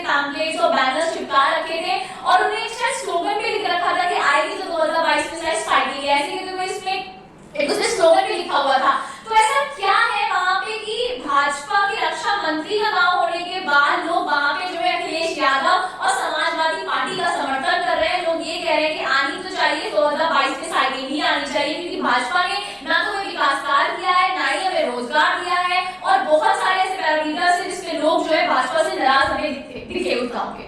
सलोनी, इसका जवाब उज्जवल देंगे, क्योंकि उज्जवल वहां पे गए थे, मैं जा नहीं पाया था। लेकिन जो आपने पूछा ना कि राजनाथ सिंह का क्षेत्र है, रक्षा मंत्री है, तो वहां पे उनका प्रभाव क्यों नहीं है? देखिए, एक तो वहां पे बात की थी शायद उज्जवल ने किसी से, तो वहां पे लोगों ने कहा कि 4 साल पहले आए थे वो। तो राजनाथ सिंह का अगर हम नाम लेते हैं तो उनकी छवि आती है कि लखनऊ और उनका क्षेत्र वही है वो, तो उनका प्रभाव वहां का होगा। लेकिन राजनाथ सिंह का वहां पे देखिए, अगर चुनाव होता है ये लोकसभा का, तो भले ही उस पर असर पड़ता, वो वोट लोग सोच के देते हैं कि ये देश के नाम पे चुनाव हो रहा है, लोकसभा का सांसद बनेंगे यहाँ पे। लेकिन जब विधायकी का चुनाव होता है तो उनके छोटे मुद्दे होते हैं वहां पे, तो वहां पे उनका इतना प्रभाव नहीं रहेगा। बाकी वहां पे लोगों का रिएक्शन कैसा था वो आपको जवाब देंगे, उज्जवल ज्यादा अच्छा जवाब दे पाएंगे, क्योंकि वहां पे वो गए थे, उनके गाँव में उनको कवर किया था, तो ये जवाब उज्जवल देंगे आपको। बेशक राजनाथ सिंह के गांव में जब हम पहुंचे, भवौरा गांव का नाम है उनकी, चंदौली जिले में वो गांव पड़ता है। भवौरा की बात करें तो भवौरा पूरा नक्सली क्षेत्र है, नक्सली इलाकों में है। हम जब सारे लोग साथ ही थे तो वहां पर जो पुलिस की चेक पोस्ट होती थी, बैरियर होते थे, तो उन पर रुक के जो गाड़ी चेक होती थी, और उसके बाद मेरी उनसे बात भी होती थी। तो इस बात में हमारा शाम का वक्त था, हम सभी साथ में थे। तो सबसे पहली बात, हम जब रात में जा रहे थे तो हमसे यही कही गई थी कि आप उस क्षेत्र में इतने वक्त पर मत जाइए, नक्सली प्रभावित क्षेत्र है वो, तो आपको वहां पर दिक्कत हो सकती है। हालांकि हम हिम्मत करके बढ़े भी, लेकिन वहां तक फिर हम नहीं पहुंचे, क्योंकि रात का वक्त काफी हो गया था, रास्ता भी खराब था। रास्ता खराब था। अब इससे आप एक चीज ये निकालिए, हम डर गए वो एक अलग की बात है, लेकिन डर क्यों गए? क्योंकि रक्षा मंत्री के गांव तक पहुंचने के लिए भी अगर आज नक्सलियों का हवाला दिया जा रहा है, सरकार 8 साल पूरी कर रही है, और उसके बाद जब सरकार से सवाल करिए तो 70 सालों पे हिट करती है, तो ये बात कहीं भी जायज नहीं है। 70 सालों में नहीं हुआ तो जनता ने बदलाव चाहा, आपको बैठा ला। आपके तौर पर अगर मैं बात कर रहा हूं तो राजनाथ सिंह की बात कर रहा हूं। उत्तर प्रदेश के मुख्यमंत्री रहे, कृषि मंत्री रहे, गृह मंत्री रहे पूरे देश के, और उसी के साथ वर्तमान में रक्षा मंत्री है। अगर पार्टी पर भी मैं चला जाऊं तो पार्टी के अध्यक्ष भी रह चुके हैं। इतने सारे अहम पदों पर महत्वपूर्ण जिम्मेदारियां निभाते हुए भी आज भी अगर रोडों की खस्ता हालत है, आज भी अगर आपके गांव को रात में नहीं पहुंचा जा सकता है, तो ये इसकी जवाबदेही कौन तय करेगा? इसकी जवाबदेही उस रक्षा मंत्री को ही तय करनी पड़ेगी, उनके गांव वालों को। जब ये कहा जाता है बार बार कि कोई भी बीजेपी के विज्ञापनों की बहू बेटी रात में 11 बजे निकल सकती है, तो वो 5 बजे का वक्त रहा होगा उस वक्त, और हमें किसी और ने नहीं, पुलिस वालों ने वहां पे चेक पोस्ट पे ये बात बोली थी। तो हम तब भी बढ़ रहे थे, बोले अगर आप फिर भी जाना चाहते हैं तो वहां लोकल एक किसी उसका नंबर तलाशिए और उनसे बात करके तब जाइए वहां पे। तो ये हमें थोड़ा लगा, और हम भागे, हम थोड़ा लगा कि कहाँ दिल्ली से बहुत दूर है और क्या माहौल है वहां पे। तो ये डर अगर हमें है तो ये इसकी जिम्मेदार सरकार को लेनी चाहिए जिम्मेदारी। और साफ तौर पर जब डर हमें है तो जनता के बीच कितना होगा ये आप सोच समझ सकते हैं। दूसरा सवाल मेरे मन में ये आया राजनाथ सिंह के गांव में पहुंचने पर कि राजनाथ सिंह प्रदेश के मुख्यमंत्री रहे, ठीक था, रक्षा मंत्री है वो भी ठीक है, लखनऊ से सांसद हैं। मेरे दिमाग में ये आया कि अपने खुद के जिले से सांसदी का चुनाव क्यों नहीं लड़ना चाहिए था, तो व्यवस्थाएं बहुत हद तक साफ हो सकती थी। चंदौली से चुनाव लड़ते तो शायद जनता के बीच और रहते, जनता से जुड़ाव रहता। जनता के बीच से निकले हैं आप, गांव से निकले हैं। 4 साल पहले गांव वालों ने बताया आए थे, उन्हीं के एक मित्र मिले जो बचपन में उनके साथ पहले मुझे नहीं पता आप में से कितने लोग जानते हैं, गांव के बीच में घुट्टे खेले जाते थे, 5-5 घुट्टियों को लेकर के, वो मुझे बता रहे थे। राजनाथ सिंह जो शतरंज होता है ना, वो देशी शतरंज होता है, तो वो घुट्टे खेलते थे। तो कहते कि हम साथ में बैठ के खेलते थे, एक बार राजनाथ की मार दी थी तो राजनाथ का सर फट गया था। तो वो ऐसे किससे सुना रहे थे वहां के गांव के लोग, लेकिन कैमरे पर उन्होंने बात नहीं कही। और मैं चाहता हूं कि ऑफ द रिकॉर्ड को ऑफ द रिकॉर्ड ही रखा जाए, ये हमारी एक अहम जिम्मेदारी होती है कि कैमरे के सामने नहीं लाए। लेकिन बस इतना समझिए कि कम से कम आपको अपने गांव से तो रोजगार पैदा कर ही देने चाहिए, अपने गांव में तो एक विकसित कर ही देना चाहिए। देश विकसित करने की बात बाद में आती है। ये ठीक वैसे ही है कि सामाजिक कार्य करने से पहले अपने घर के लोगों को राशन मुहैया कराइए, अपने घर में अपने परिवार को रोटी कपड़ा मकान दीजिए, उसके बाद समाज की सेवा करिए, तो घर वालों को भी अच्छा लगता है, समाज वालों को भी अच्छा लगता है। ये ठीक वैसी ही बात थी। एक और सबसे बड़ी बात है कि राजनाथ सिंह के साथ उनके जो पुराने दोस्त रहे, उनके यार रहे, वो भी अगर आज की समय में बैठ करके ये बात कह रहे हैं, ये अहम एक बात जरूरी है। उनका ये भी कहना था कि हमें पार्टी से बिल्कुल भी मतलब नहीं, राजनाथ से मतलब है, राजनाथ से हमें लगाव है, पार्टी को हम क्यों पसंद करें, पार्टी की विचारधारा अलग हो सकती है, राजनाथ की विचारधारा अलग है, हम राजनाथ के साथ हैं। कई दफे ये देखा गया, और राजनाथ सिंह के जो राजनाथ सिंह खुद में 3 भाई हैं, काशीनाथ, विश्वनाथ और राजनाथ। तो राजनाथ की जो भाई के लड़के विकास से हम मिले, तो वहीं पे उनका पूरा घर बना हुआ है। उनसे जब हम मिले तो हमने सवाल भी किया कि राजनाथ को ऐसा आरोप जनता लगाती है और जनता कहती है कि राजनाथ को दरकिनार किया भाजपा ने। उनका कहना था कि राजनाथ आज से भाजपा में नहीं है, राजनाथ ही भाजपा को लाए हैं, राजनाथ की दम पे भाजपा चल रही है। हकीकत कितनी है ये जनता सब देखती है, हम सब लोग इसको बखूबी समझते हैं। हालांकि मुझे जो लगा उसमें ये था कि गांव में साफ तौर पर कई सारी चीजें हैं, पार्टी के बारे में लोग बिल्कुल भी बात नहीं करते हैं। क्यों? क्योंकि वहां पर सबसे ज्यादा माहौल समाजवादी पार्टी का हमें वहां पर दिख रहा था। राजनाथ सिंह का गांव है, भाजपा से जुड़े हुए हैं, लेकिन भाजपा अपनी जगह है, राजनाथ के परिवार अपनी जगह है। आज भी जब लोग बताते हैं कि वो गांव आते हैं तो लोगों को उनके नाम से बुलाते हैं, तो लोगों को सुन के भी एक खुशी होती है, अलग का उत्साह आता है। तो राजनाथ सिंह के गांव में सबसे बड़ी समस्या वो ये है कि छुट्टा जानवर, वहां के लोग कह रहे हैं कि जानवर आ जाते हैं, पूरी पूरी फसल बर्बाद कर देते हैं, फसलों में लागत मूल्य भी नहीं निकल पा रहा। दूसरा रोजगार की बात है, गांव के लड़कों, साफ तौर पर कैमरे में भी कई बुजुर्गों ने कहा है कि कम से कम ये जो लड़के घूम रहे हैं इनको रोजगार तो मुहैया करा ही देना चाहिए। तो रोजगार की सबसे बड़ी समस्या है। महंगाई की समस्या पर जब हमने बात वहां के लोगों से करी तो उनका कहना था कि महंगाई पार्टी ला रही है, महंगाई राजनाथ नहीं ला रहे हैं, यानी खास तौर पर राजनाथ से उनका लगाव हमें वहां पर दिखा। और सबसे बड़ी एक समस्या जो हमें ये दिखी कि राजनाथ का गांव होने के बावजूद भी नस्ली प्रभावित क्षेत्र है, तो ये आज भी अपने तौर पर एक बहुत बड़ी समस्या है। उनका कहना था कि भाई साहब आप भी जहां बैठे हुए हैं ये पूरा नस्ली क्षेत्र है, चारों तरफ से आप नस्लियों से घिरे हुए हैं। हालांकि नुकसान अब ज्यादा किसी को नहीं पहुंचाते हैं, वो अपने अपने रोजगार से जुट गए हैं। उन्होंने भी सोचा कि कब तक ये काम चलेगा, तो अब उसमें बदलाव आया है, लेकिन साफ तौर पर बदलाव और आना चाहिए था। जो जंगल है उन घाटियों पर थोड़ा सा बदलाव होने की कोशिश है। ऐसे लोगों को उम्मीद भी है कि अभी नहीं तो आने वाले वक्त में तो ये बदलाव हो ही जाएगा। साइड अगर पूर्वांचल का एग्जिट पोल आपको बता दें, क्योंकि पूर्वांचल में कहा जाता है कि जिसके साथ पूर्वांचल वासियों का साथ होता है सरकार उसी की बनती है, लेकिन इस बार ऐसा नहीं दिखेगा। बहुत कांटे की टक्कर पूर्वांचल में हो रही है और ज्यादा फायदा समाजवादी पार्टी ले जा रही है, क्योंकि भाजपा का जो गठबंधन वहां पर काम करेगा वो 50 से 60 सीटों तक काम करेगा। 136 सीटों में 50 से 60 सीटें भारतीय जनता पार्टी के खाते में जाएंगी। वहीं समाजवादी पार्टी के गठबंधन की बात कर ले तो 60 से 70 सीटें समाजवादी पार्टी ले जाएगी वहां से, यानी भाजपा से बढ़त में समाजवादी पार्टी है और समाजवादी पार्टी के खाते में 70 सीटें तक गिरने का अनुमान हमारा लगा है।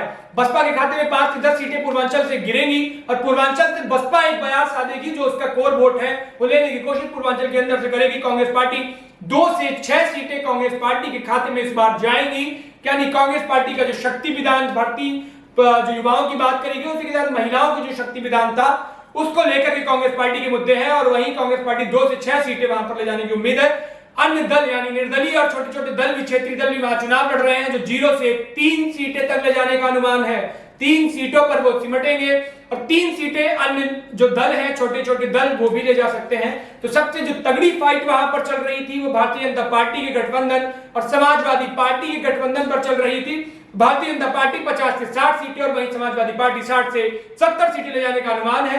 सबसे बड़ा फैक्टर जो इस बार चुनावों में हुआ वो छुट्टा जानवर वर्सेस छुट्टा अपराधी, वहां पर सबसे बड़ा चुनाव लड़ा गया और राम मंदिर का कई सारे मुद्दे वहां पर सेट करने की कोशिश करी गई। तो ये पूर्वांचल का हमारा समीकरण था। जल्दी से रुक कर लेते हैं उत्तर प्रदेश के सभी 403 सीटों के समीकरण को, उसके एग्जिट पोल का भी जल्दी से जिक्र कर लेते हैं।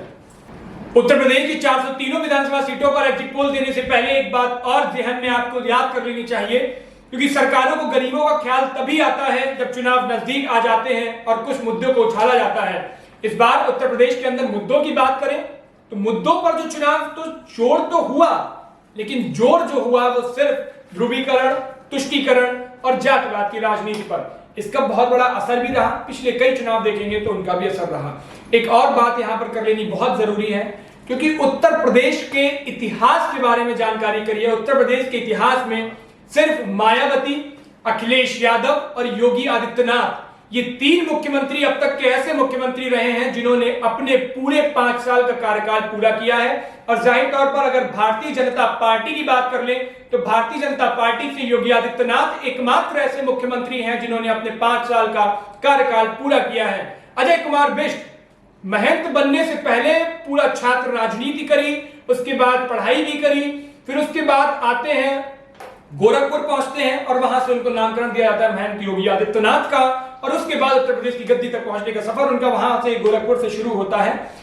अखिलेश यादव भी इस बार अलग राजनीति कर रहे हैं, युवाओं की राजनीति कर रहे हैं और नई तरीके से पार्टी गढ़ने की कोशिश कर रहे हैं। मुलायम जी के साथ कई मतभेद भी उनके देखने को मिले कई दफे, लेकिन अखिलेश यादव चाहते हैं कि अब राजनीति अलग बयार से की जाए, अलग तरीके से की जाए। कांग्रेस पार्टी की बात करिए तो कांग्रेस पार्टी ने भी राजनीति में पूरा उलटफेर ही ला दिया। इस बार कांग्रेस पार्टी ने महिलाओं को 40% टिकट में आरक्षण दिया और 40% में ऐसे ऐसे टिकट महिलाओं को दिए गए जिनमें उन्नाव में रेप पीड़िता की मां को टिकट दिया, तो वहीं अर्चना गौतम को भी टिकट मिला है। तो ऐसे ऐसे चेहरों को कांग्रेस पार्टी ने चुना है जिसमें महिलाओं को आरक्षण दिखाया है। उसमें गजब बात यह रही कि पहले तो कांग्रेस पार्टी ने शक्ति विधान निकाला, उसके बाद कांग्रेस पार्टी ने युवाओं के लिए भर्ती विधान भी निकाला और इस हवाले से खबर दी कि उत्तर प्रदेश के अंदर आज भी सरकारी नौकरियों के लिए 8 लाख पद खाली हैं। तो ये बड़ी बात कांग्रेस पार्टी ने कही और उन्होंने ये बात निकाली। स्कूटी देने की जो बात की थी, अमित शाह ने आकर के उसको कैप्चर कर लिया और स्कूटी की बात भाजपा की तरफ से भी आई कि अगर हमारी सरकार बनती है तो महिलाओं को स्कूटी दी जाएगी। बसपा मायावती बहुत ही कम निकली इस बार, पूरी जिम्मेदारी सतीश चंद्र मिश्रा के कंधे पर दे दी गई और एक तरफ जहां बसपा का दलित कोर वोट कहा जाता था, तो इस बार की कमान संभाली है सतीश चंद्र मिश्रा ने। बसपा ने इस बार ब्राह्मण वोटों को अपने अंदर करने की कोशिश की है और उसमें सेंधमानी करने की कोशिश सतीश चंद्र मिश्रा के हवाले से की गई है। और पार्टियों की बात करें तो छोटे छोटे दल भी अपने बखूबी निभा रहे हैं जिम्मेदारी। राजा भैया का दल फिलहाल तो भाजपा को समर्थन दे रहा है, लेकिन अपनी सीट जिताने के बाद क्या उनका अहम योगदान होगा वो भी देखना वहां पर बहुत अहम रहेगा। कई सारे बड़े बड़े जो गठबंधन इस बार हुए, क्योंकि भाजपा ने बड़े दलों के साथ गठबंधन, तो समाजवादी पार्टी ने छोटे छोटे दलों को साथ लेकर के इस बार के चुनाव को लड़ने की कोशिश की गई है इस बार। तो जातिवाद का तो असर साफ तौर पर देखने को मिला। मुद्दे का भी कई दफे जिक्र हुआ, शुरुआत में ही जिन्ना का जिक्र हुआ, उसके बाद लाल टोपी का जिक्र खुद प्रधानमंत्री ने आकर के कर दिया। तो इस बार मुद्दे से भटकाने की भी कोशिश की गई, लेकिन जनता ने भटकने नहीं दिया, फिर उसी पर अड़े रहे। अच्छी बात ये रही कांग्रेस पार्टी की, यहां पर तारीफ होनी चाहिए कि कांग्रेस पार्टी ने मुद्दों को लेकर के न भटकाया न भटकने दिया। ये प्रियंका गांधी की ही एक हकीकत थी, ये प्रियंका गांधी की जो आजमाइश थी कि प्रियंका गांधी ने प्रधानमंत्री नरेंद्र मोदी के नमक वाले बयान को लेकर के उनको दोबारा से बयान का पलटवार करवाया और फिर जाकर के प्रधानमंत्री ने अपनी भाषा में शब्द बदले और भाषा को अलग तरीके के लोगों को बांधने की कोशिश करी गई। अब जो भी पार्टी आएगी कांटे की टक्कर से आएगी, जनता को उम्मीदों के मुताबिक खरे उतरना होगा, बड़े बड़े दावों और वादों के साथ जनता के बीच जब पहुंचेंगे, क्योंकि इस बार का चुनाव बहुत अहम रहा। लोग जो प्रत्याशी थे जिन्होंने काम नहीं किया वो जनता के बीच मुंह दिखाने के लायक नहीं रहे, जनता उसको अपने क्षेत्र में घुसने नहीं दे रही थी। तो इस बार की अहम चीजें तो रही। अब ये देखना होगा कि नेताओं ने के तर्कश में जो राष्ट्रवाद, ध्रुवीकरण और जातियों के तीर रखे हुए थे वो कितना असर करे जनता के बीच, उसका एग्जिट पोल हमने निकाला है। और वो एग्जिट पोल हमारा कह रहा है कि भारतीय जनता पार्टी इस बार के उत्तर प्रदेश चुनाव में 185 से 190 सीट निकाल सकती है, 403, क्योंकि भारतीय जनता पार्टी जिस तरह से 300 सीटों का हवाला दे रही है वो सीटें वहां पर नजारा दिखेंगी। इस बार कोई लहर नहीं है, ना ही प्रधानमंत्री नरेंद्र मोदी की लहर है और ना ही योगी आदित्यनाथ अपने चेहरे पर खेल पा रहे हैं। तो जो भी भारतीय जनता पार्टी का गठबंधन कोशिश कर पाएगा वो 185 से 190 सीटों तक सिमट के रह जाएगा। 190 से ज्यादा सीटें भारतीय जनता पार्टी के खाते में नहीं गिरेंगी, ऐसा हमारा अनुमान है। हम फिर आपसे बार बार कह रहे हैं कि ये एग्जिट पोल है, ये चुनावों का परिणाम नहीं है। चुनावों का परिणाम 10 तारीख के बाद इलेक्शन कमीशन ही आपके सामने घोषित करेगा, ये हमारा अनुमान है। जमीन पर निकलकर हमने जो आंकड़े सेट करने की कोशिश की है, जो आंकड़े हमारे सामने तक पहुंचे हैं कई सारे जरियों से, खुद हमने एनालाइज किया है, वो हमारे आंकड़े ये कह रहे हैं। तो इसको बिल्कुल भी परिणाम मत मानिए, ये सिर्फ एक हमारा अनुमान है और अनुमान के बाद परिणाम तय होगा जो 10 मार्च को आएगा। समाजवादी पार्टी का गठबंधन 175 से 191 सीटें तक ले जाएगा, यानी अगर बात कर ले तो 185 से 190 सीटें भाजपा का गठबंधन ले जाएगा। वहीं समाजवादी पार्टी का गठबंधन 175 से 191 सीटें, यानी समाजवादी पार्टी का गठबंधन कुछ हद तक 1 सीट तक ज्यादा हमें दिखा, क्योंकि ये कांटे की टक्कर थी, तगड़ी फाइट थी। बसपा की बात करें तो 20 से 26 सीटें बसपा के खाते में जाएंगी, जो उसके कोर वोट बैंक होता है। बसपा हमेशा अपने वोट शेयर पर खेलती है और वो वोट शेयर बसपा पूरी तरह से निकालने की कोशिश करेगी, क्योंकि बसपा का वोट शेयर 20 से 30% के बीच हमेशा रहता है। 2007 में जब बसपा की सरकार आई 2012 में भी बसपा ने अपना वोट शेयर लगभग 24% के आसपास रखा था और 2017 में जब पूरी तरह से भाजपा की लहर थी, कई बड़े चेहरे चुनाव लड़ रहे थे, उस वक्त भी बसपा का वोट शेयर 22% तक रहा था। तो इस बार भी देखना है मेरे को कि इस बार तो लहर भी नहीं है, बसपा का भी कम नहीं आंकना चाहिए इस चुनाव में। बसपा का एक बहुत बड़ा अहम रोल रहेगा। वही कांग्रेस पार्टी की बात करें तो 15 से 21 सीटें कांग्रेस पार्टी के खाते में जाएंगी। प्रियंका गांधी और अजय कुमार लल्लू का जो एक तरीके से पूरा मेहनत है वो इस हद तक सफल होती दिखेगी कि 15 से 21 सीटें कांग्रेस पार्टी निकाल सकती है। और अगर ये 15 से 21 सीटें कांग्रेस पार्टी की इस बार खाते में आई तो 2024 में कांग्रेस पार्टी को बिल्कुल भी कम नहीं आंका जा सकता है। कांग्रेस पार्टी अपनी फसल 2024 के लिए तैयार कर रही है। अन्य दलों के जो छोटे छोटे दल हैं, क्षेत्रीय दलों के खाते में 3 से 6 सीटें आएंगी। जिस तरह से राजा भैया का दल की बात कर ले और तमाम छोटे बड़े दल हैं तो उनकी सीटों की बात करें तो 3 से 6 सीटें तक उन दलों के खाते में आएंगी। तो जो बड़ी टक्कर बताई जा रही थी वो भारतीय जनता पार्टी और समाजवादी पार्टी के गठबंधन की टक्कर थी। 185 से 190 सीटें भारतीय जनता पार्टी का गठबंधन ले जा सकता है और 175 से 191 सीटें समाजवादी पार्टी का गठबंधन ले जा सकता है। ये देखना बहुत दिलचस्प रहेगा। इस बार के चुनाव भी बहुत दिलचस्प थे, आंकड़े भी दिलचस्प रहेंगे। ये हमारा एग्जिट पोल है, ये हमारा अनुमान है। अनुमान जो सटीक परिणाम आएंगे वो 10 मार्च को आपके सामने आएंगे जब चुनाव आयोग अपनी पूरी प्रेस कॉन्फ्रेंस करके और इसी के साथ नतीजों का रिजल्ट घोषित करेगा। फिर उसके बाद देखना अहम रहेगा कि उत्तर प्रदेश, जिसका रास्ता जो देश की राजधानी दिल्ली है, उसका रास्ता उत्तर प्रदेश से होकर के निकलता है और उत्तर प्रदेश में इस बार कई सारे प्रदेशों के मुख्यमंत्री, कई सारे प्रदेशों के बड़े चेहरे इस बार उत्तर प्रदेश में चुनावों में रहे, अहम योगदान रहा। तो नतीजा किसके परिणाम किसके लिए निकल करके आएंगे, किसकी मेहनत कितनी सफल होगी, जमीन पर जो अपनी एड़ियां घिसी हैं जिन नेताओं ने, उनकी मेहनत कितनी सफल होगी और पार्टी को क्या मुंह दिखाएंगे, किस जिम्मेदारी जवाबदेही तय करेंगे, ये 10 मार्च का नतीजा बताएगा। फिलहाल हमारे एग्जिट पोल यही थे। सनराइज न्यूज के एग्जिट पोल सबसे सटीक एग्जिट पोल रहे हैं क्योंकि हमने जमीन से उतरकर हमने वो नब्ज पकड़ने की कोशिश करी है जो आमतौर पर बड़े चैनल नहीं कर पाते हैं। वो हमारी तरफ से पूरी कोशिश करी गई है, ये हमारा अनुमान था। बाकी के परिणाम 10 मार्च को आपको दिखेंगे और 10 मार्च नतीजे तय करेंगे कि उत्तर प्रदेश की दशा और दिशा क्या रहने वाली है।